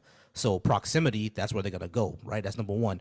Number two, there's a little bit more opportunities than there is in those third world countries. So yeah, like I said, because of money. And not only that, you're safer from the effects of imperialism when you live inside the empire. I'm not sure how much people know how much like American policy, especially the CIA, has really, really fucked up these countries in South America and the Caribbean. So because of that, those people who have their countries ruined now and can't really do anything there, they're going to go to the next best thing, which is the United States, because it has the opportunities there. That answer your question, Cecil? Well, I mean, I can agree with the proximity, but that doesn't explain people that are coming from Europe and Asia and the Middle East and over there. You know? Money, because America is promoted to the world as the shining city on a hill. It's not when they come over here that they see that it actually has more problems than it. America has a very, very good propaganda machine. You know what I mean? It's promoted to the world as this, like I said, the shining city on a hill where you can go and do anything that you want. It's not till they come over here that they see that they face discrimination and things are a lot harder than it was in their home countries. They make a lot more money though, sure. Do you think that's right or is that wrong? Do you agree with it? Do you agree with those people doing that? Yeah, sure. Anything that's gonna make your life better, do it. Well, except if you're not harming people, of course. Don't go around harming people. But if your life is if you can make your life better by moving to another country, even if that country is extremely imperialist and discriminatory towards people who look like you, if you can still make a better life there, I'm not gonna be mad at you for it. Government literally has nothing, and everything that it has was taken from somebody else. How do you not see that as harming? What do you mean? The government can only operate through force, and by default, the government literally has nothing. Everything that the government has was obtained through force. So, like taxes. If I don't pay my taxes, I'm going to have men and women with guns pew-pews show up to my door and arrest me. And if I don't comply, then I'm going to, be unalived. Yeah, So they have the either I monopoly have on the force. choice- Yeah. Right, So how do you not see that as harm? What, a state? No, for people to come and abuse the privileges that the I guess money you're saying. Who's abusing the people come privileges? here- What do you mean? Well, if people just come here for money, well, then I would think that harms the people that provide the money. It's going to You know make our lives harder. I have to make more money to provide the same amount. Yeah, but they don't pay into taxes like we do. They might pay sales taxes on products they buy, but they don't have their bodies being taxed, their sweat and their blood being taxed. They tax like even undocumented immigrants. They pay into the Medicare and the Social Security system. They still pay Well, taxes. I know some of them that come here on like green cards and stuff to work, that are actually here for work. Yeah, they do. They have some like UIED or something like that. I can't remember what it is. I do know some of them do, but that's a very small percentage of them. All the rest No. of them are just sales tax. Well, which one are you talking about? The ones who work under the table, like for cash? Well, I mean, I'm all for that. Me personally, I don't agree with income tax at all. But Okay, well, everything that our society wouldn't get funded if it wasn't for income tax. We just can't do whiskey tax. There was a whole whiskey rebellion back in the days when George Washington tried to put in the income tax in the first place, and we have what we have now. But when it comes to undocumented people, they do pay taxes. It's not just sales, unless you're talking about people who just sell oranges in the street. But most well, yeah, undocumented are not if that. you come here, well, how can you pay taxes if you're undocumented? I understand if you come here and you have like a green card or something like that, a work visa. Yeah, that's how a lot of them are on work visas. Right. So how? Okay, I'm gonna have to look up to see how many do. But I don't think it's that much of a population because when I looked up the numbers, they put in about, I think it was like 90 million, but they took out. I think it was like 150 million, or maybe it's a little bit more, a little bit less, right around there. Mhm. But even so, they're still consuming more than they're putting in to the system. Okay, let's go ahead and go ahead with that. So that means that we should go ahead and just make them legal then, so they can pay the taxes. Well, I mean, if they well, if they were on a green card or a visa, yeah, I don't see a problem in speeding up their process, if they even want to. But a lot of them actually don't. They prefer being it like that. Why would they prefer that and get deported? That doesn't make any sense. Every undocumented person that I knew would rather be on a green card or a work visa. They don't want to get deported. Right. They would like to be. Yeah, they would. All right, so they would rather all be on green cards. So everyone who comes in asylum seeking, let's just put them all on green cards. But we can't do that, because then what about the other people that are already waiting in line? And not everybody actually qualifies for asylum. Just because you come seeking it doesn't mean you're actually here and you're going to get it. Yeah. I So think Volsey's point is that there would not be a line. Sorry. that's exactly is my point. We should streamline the process because there's so much red tape in our system that coming here legally is honestly for a lot of people not worth it. That's why they just hop the border. Right. Well, they hop the border and now they're cutting in line. What do you do to people that cut in the line when you're at the store? Do you just stand there and let them do it, or do you hope somebody says something, or do you say something? So why can't we make it easier to have the line be shorter? Why can't we make it easier for people then to have avenues towards citizenship, towards naturalization? Right. That's what I'm saying. I think we already do. We have it pretty much the easiest immigration policy out there. No, we don't. If we try to go to a lot of these other countries, a lot of times we need to have an X amount of dollars. We got to do this. We got to do that. It's Our system is not easy at all. Let me ask you: Have you ever tried to sign for trying to bring someone over here to the United States? Well, my niece, she was in Mexico right now. Her mom got deported, and it was a long story. It was back in Obama's days. It was like 2009, but she wound up getting in trouble. She was here past her visa, and then she Right. wound up. I understand all that, but like, if getting over here was one of the easiest ways, why does it take years? Like, we still have cases from the 90s. Do you know how many people we bring in every single year? Since 1990, we bring in at least 1 million. Through like certain type of visas, that's a drastic increase compared to other right. countries. I got you. Like, with certain type of visas, like H-1Bs and everything like that. But I'm talking about like people who just regularly want to come over here the legal way. I want to immigrate to America and be part of the American dream and stuff like that. We get a lot of H-1B visas. Yeah, sure. But like all these other people who can't be on H-1Bs, like it takes years for them to get over here. It's not easy. Oh, okay. I mean, I can understand that, but it's not necessarily meant to be completely like just an open door, Why not? Well, I mean, if it's because of the way that the system is set up. All right. Me personally, I would be okay with open borders if we got rid of income tax and welfare. Why can't we do all of it? It's just not plausible. We're going to collapse. How come Europe hasn't? Europe is pretty much going downhill. I mean, it's going to like when we say going downhill, it was fine for years until the rise of the right over there. Until they started doing like austerity things and cutting it was into social actually services. Okay until they got a whole bunch of immigration coming in.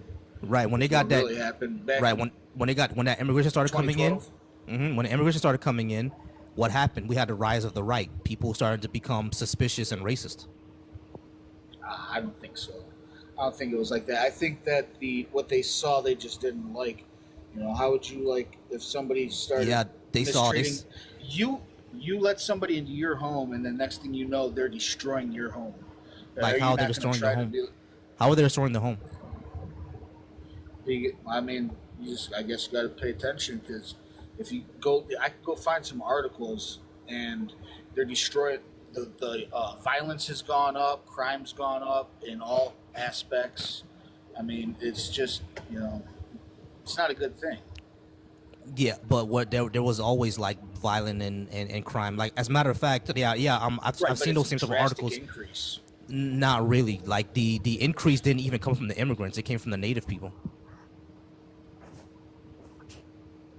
Like I read Well, like it's, when they talk about like the violence and the crime, when you actually research into a lot of this, they showed that the crimes were either like completely made up, or it was like the native citizens committing those crimes. It didn't even come from from the from the immigrant population. Like for example, the recent riot that happened over in the UK, where they say that it was a Muslim who stabbed someone. It wasn't even a Muslim. It was a Christian kid who stabbed that person. So it was all just about, essentially propaganda. They hated the Browns essentially.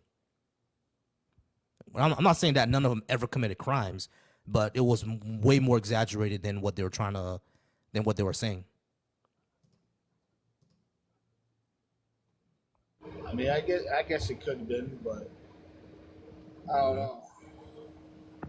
I guess Gotcha. Give me a I second. don't Hey, live there, but give me 1 second. Hey, Top, you there? Yeah. All right. Are you over 18 and do you disagree with something I have on the board? Yes. Okay, cool. Let me give me a few more minutes with CISO. All right, CISO, did you disagree with anything else?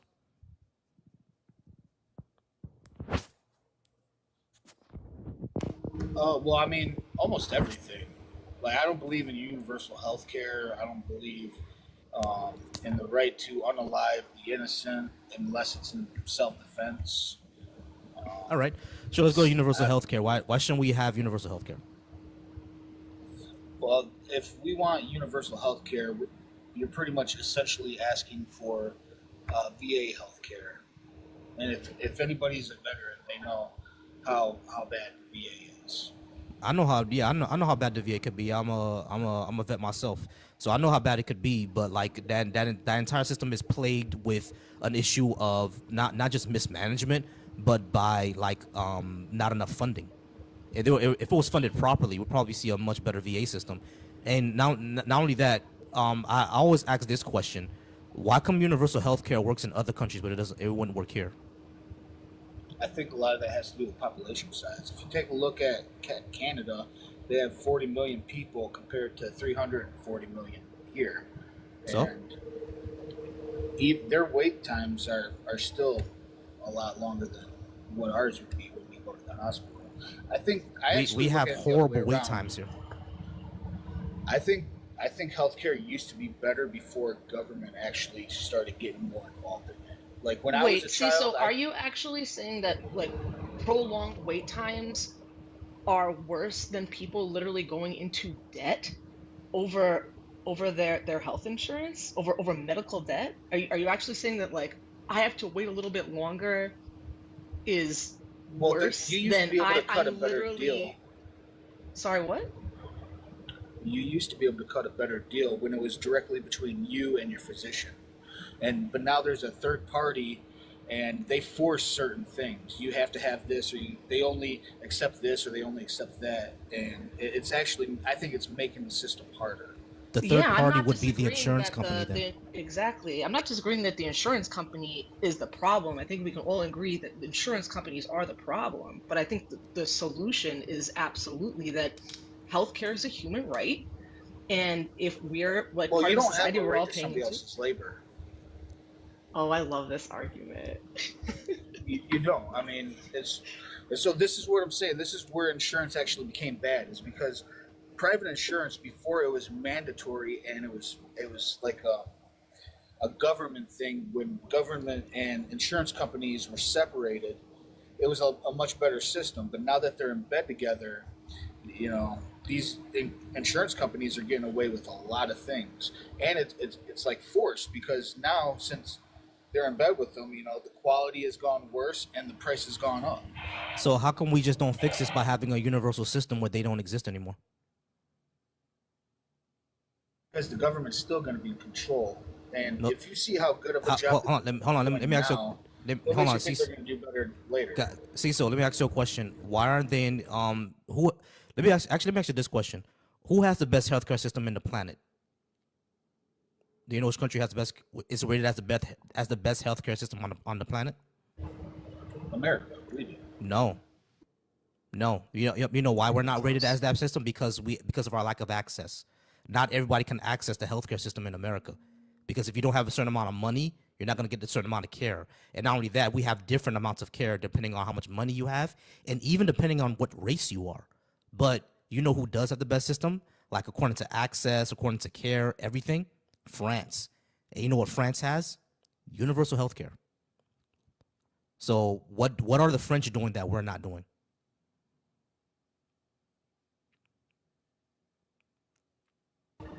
That's kind of interesting. Yeah, France has the best system in the world, and they have universal health care. They don't have private insurance.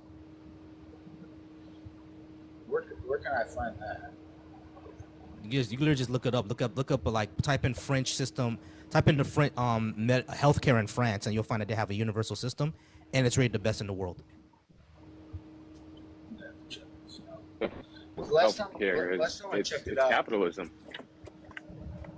Give me a second, Ramon. I'll get back to you.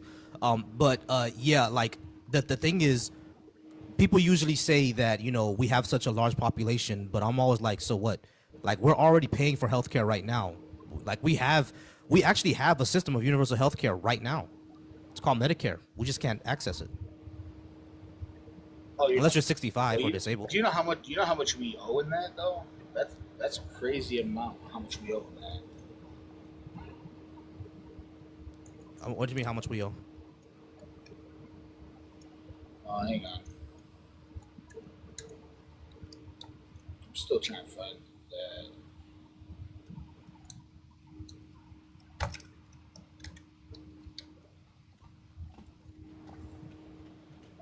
For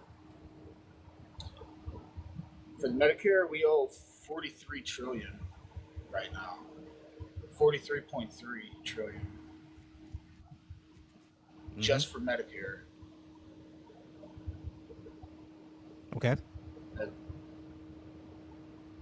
So. Yeah. Well, so that's if, on top of our national debt. You know, that's not even including our national. 43 trillion. You sure? No, not sure. I'm not sure about that. But like, what I'm saying is that we're paying into a system that's already universal, which is Medicare, and we're just not receiving it. So why not just open it up to everybody? Medicare, right?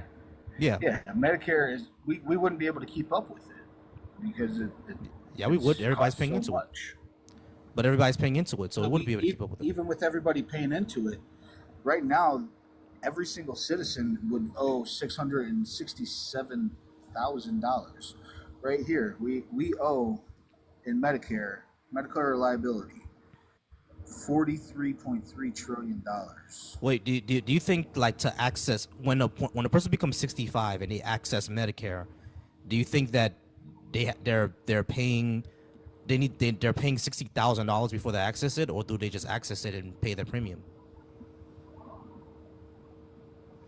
Well, yeah. I mean, that's the thing. We're not keeping up with it. We are getting further and further in debt on both sides.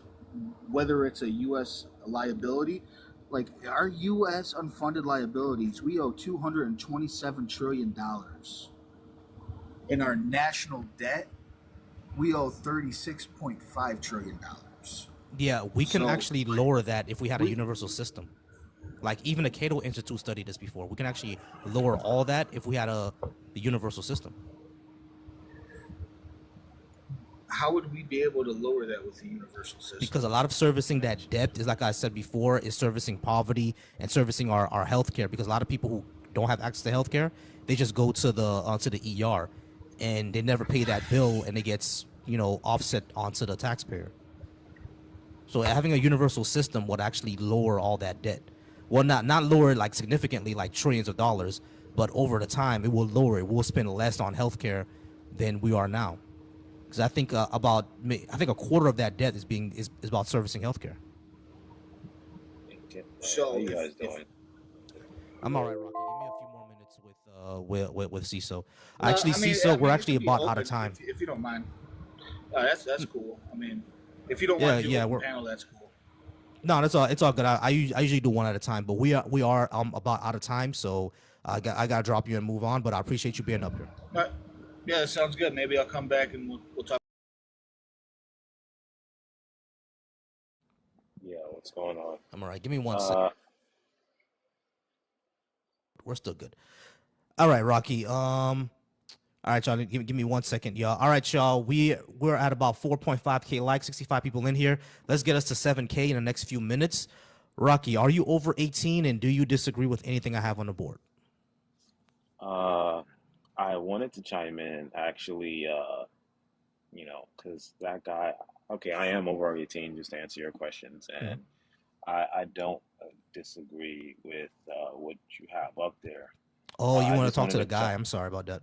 yeah, because his argument was super lazy. It's just it's one of those right-wing talking points that are just like repeated over and over, like in an echo chamber. Like they just repeat certain things, and a lot of times they really don't even know why they're repeating it. They just hear it in some, podcast or Ben Shapiro, Fox News, or something like that, right?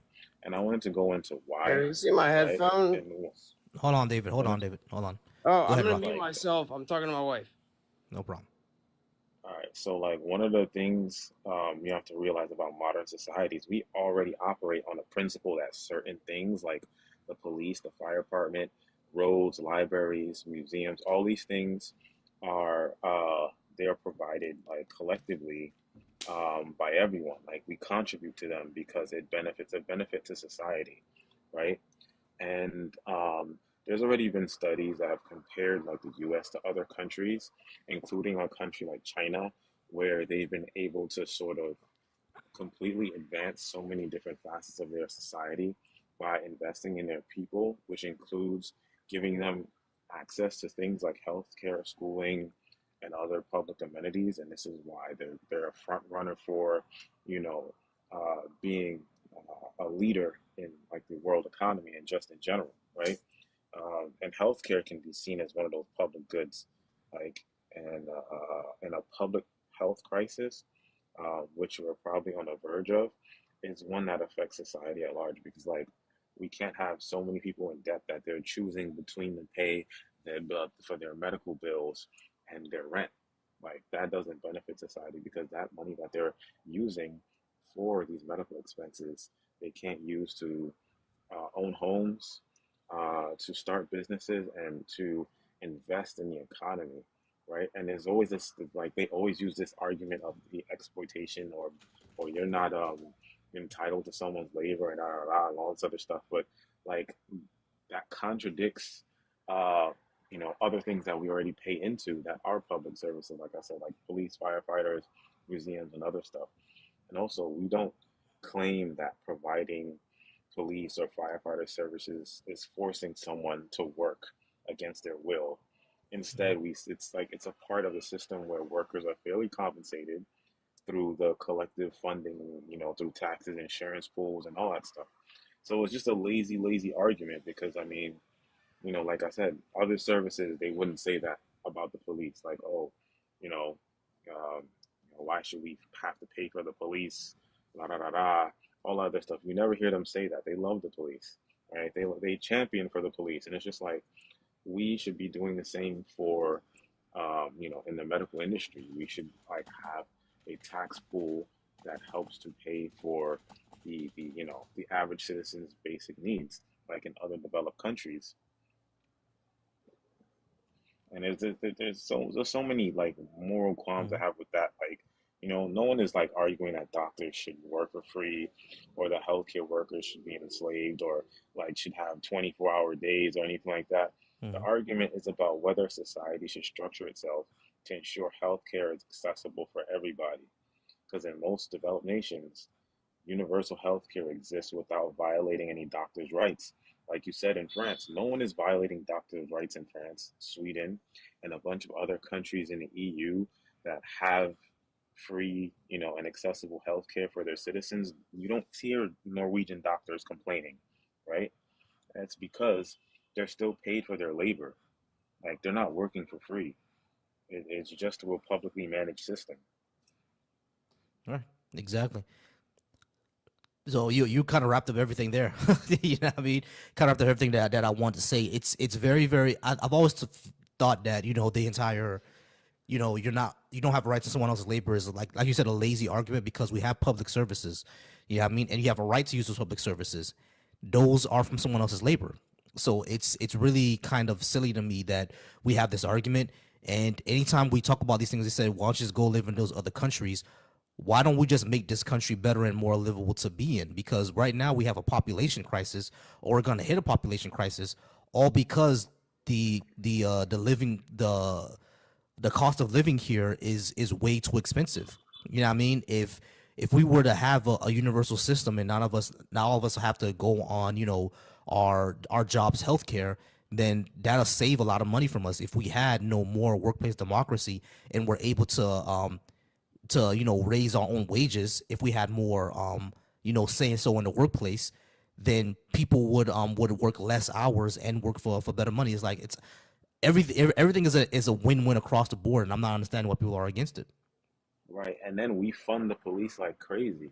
Like they've got all these new technologies that, they're testing out on citizens. I saw the other day, some guy got arrested by like essentially a police robot that threw like a net and a flare at him or something like that. They've got robot dogs. All of these things cost ridiculous amounts of money because you have to not only pay for these machines, but you have to maintain them. You have to teach people how to operate them. Those things cost money, and instead of like investing so heavily in the military industrial complex and in police, we could use that to benefit like citizens, the average day everyday citizens, to have access to free healthcare, right? It's just like a really really inconsistent argument, and it's I don't know. I always get upset when I hear that argument because it never makes any sense. Gotcha. All right. David is back. How's it going, David? I think you wanted to talk to Rocky about universal health care, right?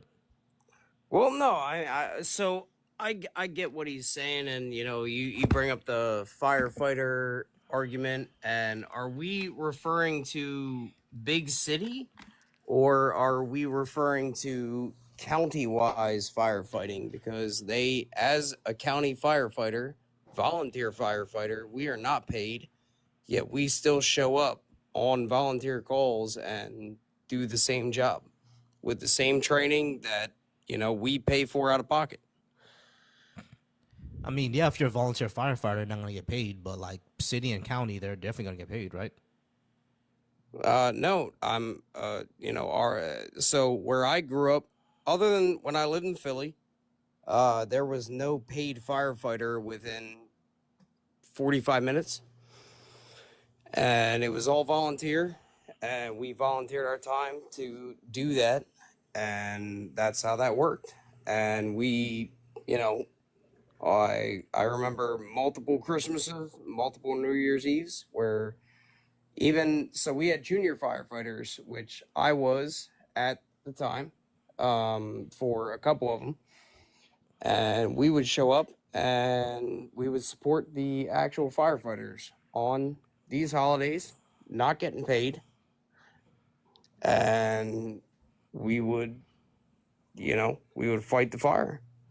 All right, huge W. But not sure what it has to do with Rocky. Go ahead. I'm not sure what it has to do with your point, Yeah, though. I wanted two things I wanted to ask you. First off, you know that there are volunteer doctors, right? Like volunteer doctors do exist. They volunteer in rehab centers. They volunteer for at camps for children with disabilities. They volunteer at local clinics and they don't get paid. So those exist, right? And So, the same thing with lawyers. There are doctors that are required to fill pro bono hours, and in order to keep their license, they're required to do that. The people like me, we're not required to do it, but we do it anyway. What does this have to do with universal healthcare, though? and that represents a minute set of all firefighters, all doctors, all lawyers, but the vast majority of the rest of the doctors, lawyers, firefighters, they're getting paid. Like you as a volunteer, you represent a small subset of overall Tie it all in. the I just don't firefighters. want to interrupt anybody. There's something called an exhaust on your truck, dude. Like, sorry, I'm outside and somebody decided they wanted to cut their entire exhaust system off their truck and be as loud as humanly possible, and it's like 8 feet off the ground. Right, I got you. But like the thing is, when we're talking Ridiculous. about universal healthcare, like I get, you know, you're a volunteer firefighter and all that's dope and everything like that. No, But no, what no, does it no. have to do with I like to tie it all together. I agree. I know what you're saying. right? So yeah, so what So does that have to do with what we're talking about? Like when it comes to universal healthcare, do you think it's a bad idea or what? the problem is with universal health care, if you look at doctors in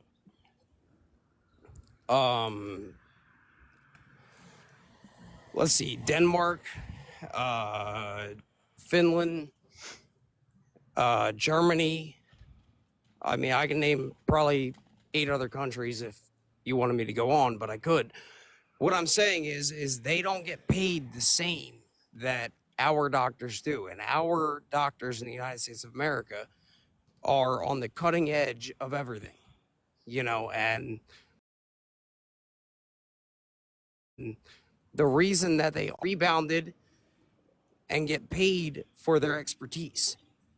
And that is the reason why capitalistic Medicare, medical care, not Medicare, medical care will always be at the cutting edge, as opposed to a Medicare and, you know, people getting socialistic type of medical care will never be at the cutting edge, and more people will lose their lives. And yes, I do not agree with people getting into $500,000 in debt because they need surgery. That's ridiculous. I agree. What needs to happen is medical reform, where, you know, it starts with schooling reform, where just because you're going for a medical degree, you pay the same amount per year, every year, no matter what degree you're going for.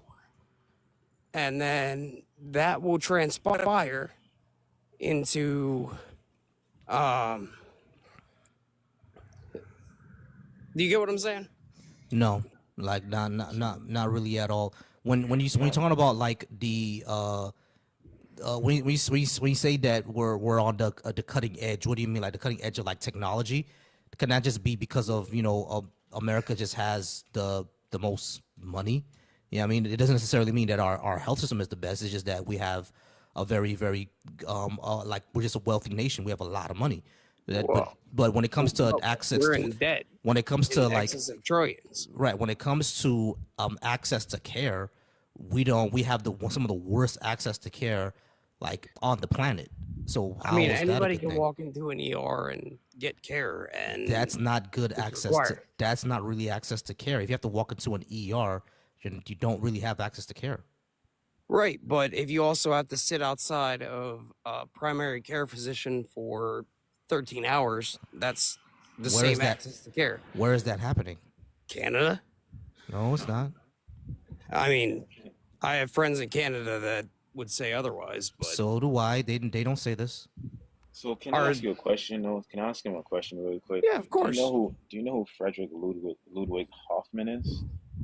No, not personally. No, I do not know that individual.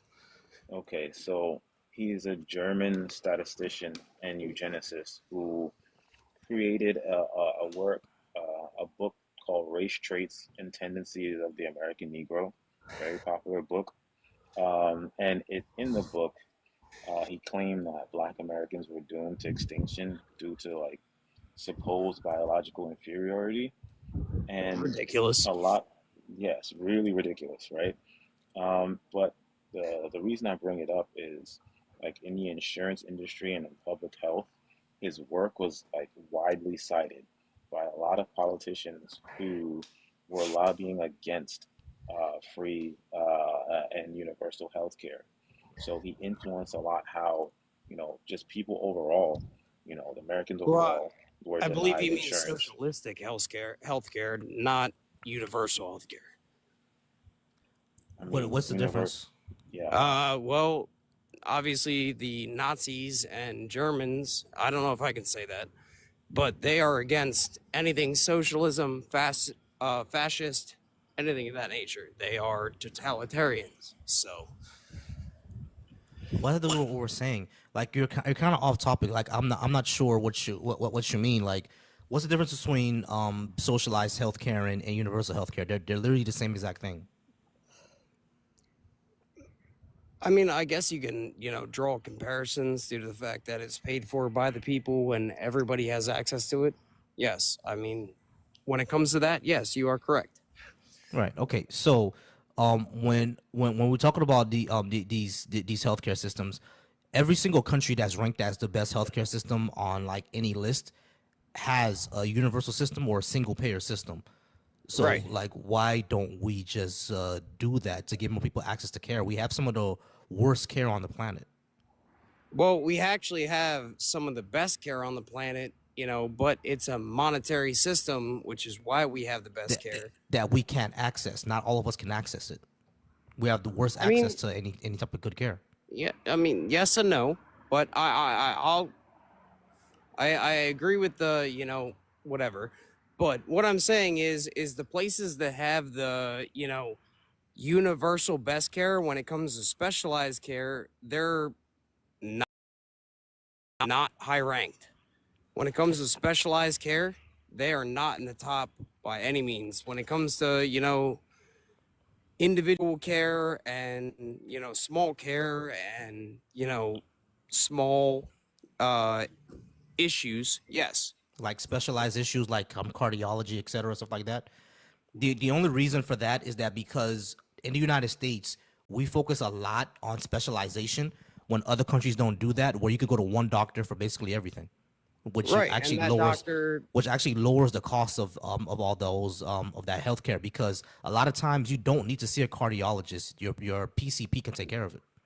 yeah, I mean, you can look at it that way, but when you have a specialized issue, it doesn't work that way, so Right, of course, you need a specialized issue some cases, but for a lot of the cases that we go to a specialist for, a lot of times your PCP could take care of it. You don't have to go to a specialist.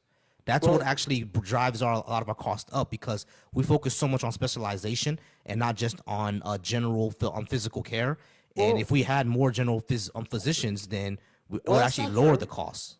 Nowadays, haven't you seen the, broad, wide spreading of urgent care?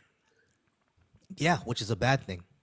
Why? Because you go in there, you pay $175, and you get a generalized doctor who can take care of these issues that are not specialized. Okay, yeah, I can see your point there. I actually could see that point there. Like, so, but the rise of urgent cares is actually a comment on how bad access to care is in America. So you don't feel that's bettering care, that somebody can go in there with under $200 and they can get their, antibiotics, they can get their, you might No, have they should be. diabetic issues, you can get, you need to go see your primary care physician, etc. No, they should be able to see a primary care physician or anyone that they like, and just go into a hospital or into a clinic and just see that person without paying anything. And then who's going to pay for it? It's a single payer system. They build the government. Okay, so they build a government that's already in trillions of dollars of debt.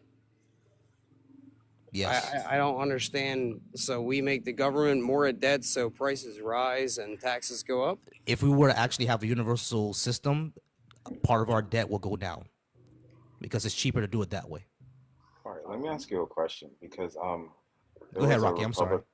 Let me ask David a question because Go ahead. the Republicans they were with a question. Don't conflate me with them. I'm not. I just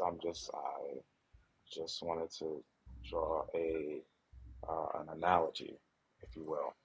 So they just passed a bill, and in that bill, by 34, the U.S. Spending on our defense budget will inflate from about 800 billion to 1.4 trillion, which is hundreds of billions more than we're spending right now. That's going to further the debt, right? And your argument is, okay, if the U.S. taxpayer is paying for or subsidizing everyone's health care, right? Who does that help? Why should we have to, I guess, have free health care, and the labor of the doctors and everyone in the system is not being fairly compensated or being used. So that's your argument. But like for the military and our defense budget and the military-industrial complex, literally no American really benefits from that. Back, we haven't won any of these wars that we're Well, that's stockpiling so for. true. So that's not benefiting any of the American citizens, but healthcare would literally benefit everybody, including you, because you mentioned diabetes and specializations, right? So in the EU, in all of the EU countries, the average cost of a month's worth of insulin is about $11. And it's 10 times that here in the United States. But in the United States, about 10% of the population, we're talking about 30 million people, are either diabetic or pre-diabetic, and many of them don't even know it. So with a condition such as diabetes, which has been around for Lord knows when, since we've had sugar probably, right? How come that pretty much every country in the EU can get their uh, insulin down to a reasonable price, $10? This is 2 cups of coffee at Starbucks, right? But we are charging our citizens an average of $100, sometimes more, right? We have control over these things, over these systems, right? Like, we can change how we structure and even how we, charge for certain things, certain drugs, certain procedures. Because you go in other places around the world, you go to Turkey, you go to South Korea, you can get full medical checkups. Like, there's people on this app who said that literally their plane ticket to South Korea, then all of their medical checkups and dental checkups and their dental work would be less than doing it there in their home state, around the corner from their house in their local hospital, which is insane. So you literally have Americans who are paying to go to this place, paying to go to that place. I mean, how many? I can't remember 37 points and respond to all of them. So do you Yeah, but want answers or my main point is how is it that how is it beneficial to the American, like the average American, that we have overinflated prices for healthcare, and that now Americans are going over to different countries and paying into their system and benefiting other countries? Like, that's free tourism dollars, that's free dollars into their healthcare system instead of our own, right?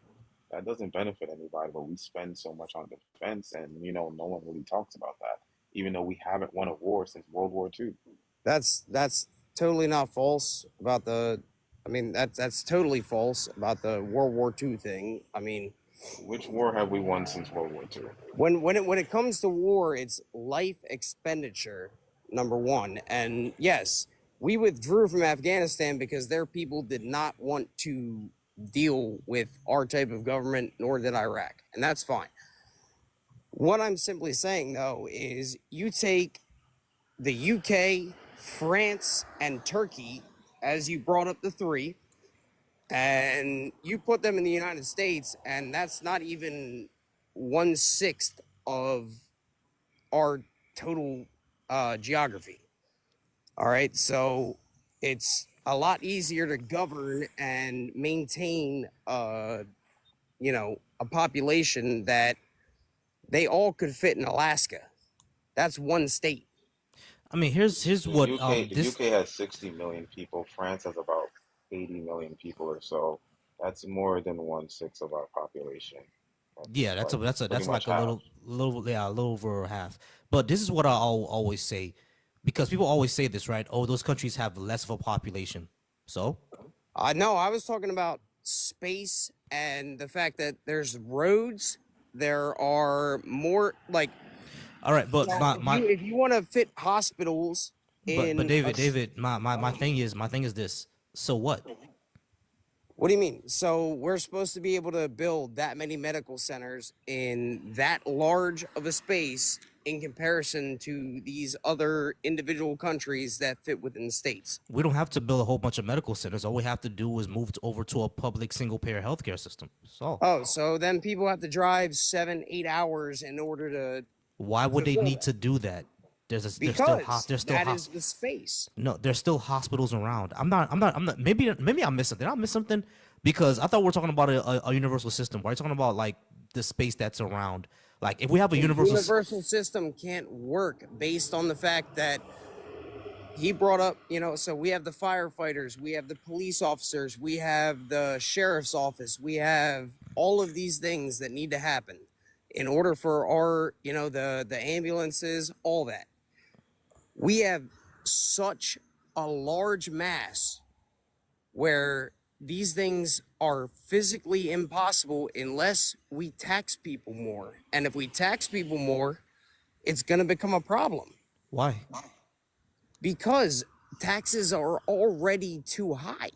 We went to war in 1770, I believe 3 or 2, based on the fact that they tax what 2% It on wasn't feed the and whatever. You know that your the taxes are about to go up, right? yeah. They're Like about they to go. I mean, literally, the they the literally just Was that passed what we were tax talking cuts. about? Are we gonna Wait, move the hold on. Wait, goalposts no, every time? no. We're not gonna go. Look, because there's a few things. Number one, the American Revolution wasn't just about taxes. It was about not having representation. But like the Taxation second thing, without representation. right? Yeah. Exactly. That was Right. the calling card. But it wasn't really about the taxes. It was about you were taxing us without telling us. But the second thing that I would say is that even if we have to tax people more, if the country is healthier and people are not going into debt, which makes our if people are not going into debt because of medical reason, which makes the American debt crisis worse, which is what you were talking about before. If taxes go up but people are healthier, which is better for the society, isn't that a good trade-off? So no, I disagree because Okay, so it's a better trade-off to have unhealthy people. if they're not doing anything to better themselves, why is it my problem? It becomes your problem because it's bad for a country to have a whole bunch of unhealthy people. No, it's bad for them. It's not No, bad it's bad for the individual. country because unhealthy people are not good workers. There's less production if we have unhealthy people. Unhealthy Yeah, but people, there's plenty of people un, that have the unhealthy, ability to right? do the work. Right. There are people who are able to do the work, but the older they get and the unhealthier that they get, it's bad for the society. A society can't run off of people who are constantly sick and are constantly going into medical debt and are constantly being bankrupt because of medical issues. Like if a third of your country goes bankrupt, do you think that's good? So you're telling me that if, say you work at a job and your neighbor gets sick and they need whatever it costs, you're going to pay that so that your job is easier and more beneficial to you? That's not how universal health care works, though. So it's not But it's not analogous. you're putting it on a national scale as opposed to putting it on an individual scale. I'm talking about the Right. individual. Why are we talking about the individual scale when universal health care is a national scale? Universal health care is not me paying for someone else's health care. That's not it. That's not what it does. No, it's your taxes paying for somebody else No, because the taxes go into it. it's our taxes paying for everyone, and myself included. Universal health care doesn't mean that you're paying for someone else's health care. It means that we're all putting into a pot that you can also access. It's like the roads, right? You're not paying for someone else's road. You're paying for the road for all of us, right? No. Not to Yeah, mention you a lot are. of the, What do you mean, no, No, David? When you pay for the road, you pay for everyone. You're comparing apples to lemons. Not really, bro. This is how universal healthcare is. Like we have a universal road system. this is pretty Right. much how all So public services the work. backed They, up traffic on 76 and I-95 is going to end up the backed up traffic in every medical center in the United States. No, not really. But everyone has access to the I-70, right? So they're similar, but they're different. So hold on. Let me ask you a question. Does everyone have access to the I-70? I don't know what an I-70 is. So you said some sort of highway. I'm sorry, the I-6. 76. 76, yeah. So everyone in Philadelphia has access to Highway 76. Yeah, if they pay for it. Right, but we all pay for it, right? I mean, yeah. Of course, if you pay, what do you mean if you pay for it? Hold on, wait. What do you mean if you pay for it? Everyone has access to Highway 76. I can go to Highway 76 right now, right? No, not if you're going over the bridge. You have to pay for it. If you're going, You talking about a toll? I-76 from eastern Pennsylvania to western Pennsylvania is $46.77 to get from eastern to western Pennsylvania. Okay, so that's a toll road. Not everyone has access to it. I'm talking about an actual highway that you could just jump on and go to another state. I-95 has tolls as well. I-95. I live in Florida. I-95 doesn't have tolls. The Ronald Reagan has tolls. Maybe not in Florida, but once you get more east, more north, yes. All right. You're kind of missing the forest for the trees, bro. Listen to what I'm saying. Everyone has access to the road, correct? Right, and then they have. Okay, to hold on, wait. Everyone has access to the road. We all pay taxes to the road, right?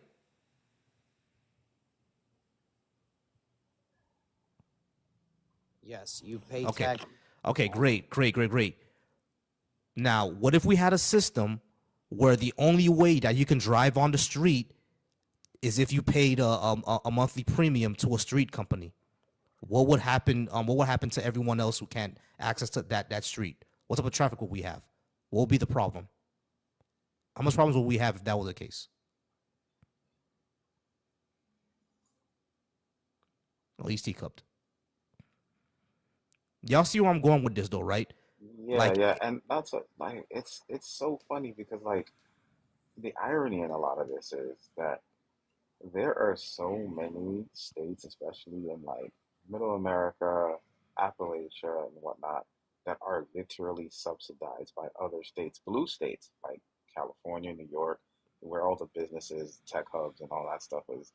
So literally, because I'm from New York, so literally, a lot of my tax dollars are going to bumblefuck Appalachia, where nothing like you know what I mean. But where their services are like almost destitute and like there isn't a lot of movement or things going on there, but the tax dollars are going there, subsidizing Yep. their life and their economy, Right. And we're not complaining about that. Like I don't see people in New York like, oh, well, we're funding Appalachia, Oklahoma. Like, I mean, this is how taxes work. And Like, this is Yeah, how no, it Brooklyn works. here, and if like we decided that we didn't want, if California and New York decided that like they didn't want to To be succeed, part of America anymore, It'll do be you a know how problem. detrimental that would be? Yeah, it'll be a huge problem. Well, what the problem, the thing that we're saying, David, is that we all benefit from a public service, right? So if we make healthcare accessible to everyone, which would improve the health of society, which will probably even make crime go down, why is that not a good trade-off if our taxes are like what, Well, 40%? Why is that not a good trade-off? well, truth be told, it is accessible, and after 7 years, it gets wiped. Even if you go into some crazy amount of medical debt, in 7 years, it goes off your credit report, so it doesn't matter. And that being said, I just don't understand why should I pay another 20% in taxes because someone's waiting for, some kind of medical care that I don't know, that has nothing to do with me, when I have legitimate things that I need to pay for when it comes to my family. Your Why medical did ca- their family not work as hard as I have? It's not about them not working as hard. You can do everything and work as hard as you want to and still lose, dude. There's something called the working poor. All right, so it's not about them. Hold on, wait, stop. It's not about them not working hard. So everything that, if you understand that, then you know that your previous one was bullshit, because it's not about. Hold on, wait, it's not about not working hard. You know that already. You know that already. There are plenty of people who work plenty hard and still fall on hard times. There are plenty of people who don't work hard at all and never fall on hard times. So it's not about people. Hold on, it's not about people not working hard. It's about a service that we all benefit from, including yourself. Just because a universal healthcare system means that you can also access it. Where are you getting this 20% number from? What? 20% number. They're thinking if we go to a universal system, then all tax will go up 20% when it doesn't need to. All you gotta do is open up Medicare for everybody. Literally, that's all you gotta do. And tax could remain exactly the same. All right, so somebody that makes over 500K a year should have Medicare. Yeah, we should all have access to healthcare, all of us. All right, so they pay the same tax amount that you pay for Medicare, and that's fair. Yeah. We should all have access to universal healthcare, all of us. I don't care if it's a millionaire or a homeless person. All of us should have it. All right. Well, Just like how we all have access to the road. yeah. Well, we can agree to disagree. That's fine. All right, y'all. It's about to get late. I'm sorry I haven't let Claudia and Rocky talk a lot, but definitely come back on my next live. I'll be live again tomorrow. I do this Tuesday, Wednesdays, and Thursdays, y'all. All right, every Tuesday, Wednesday, and Thursday, I do these live. So I will be back tomorrow, and this Saturday I'll be hosting a Q&A, so you guys can always come back. I'm live also on my YouTube channel, Volsy Thoughts. The link is in the description. On my Twitch as well. It's the same thing, Volsy Thoughts. I don't have a lot of people on my Twitch now, but we're gonna get that together. But I do appreciate everybody being here. Rocky, I appreciate your knowledge. Please come back. Claudia, I definitely appreciate your knowledge as well. Please come back. Issa, you know I always appreciate your knowledge and you're great. Please always come back. Everyone who's watching on my YouTube right now, I see Cam on my YouTube right now. Shout out to you, Cam. Appreciate you being there. Subscribe to me definitely. And I appreciate everybody being here. And I'll see y'all all tomorrow, right? I appreciate y'all.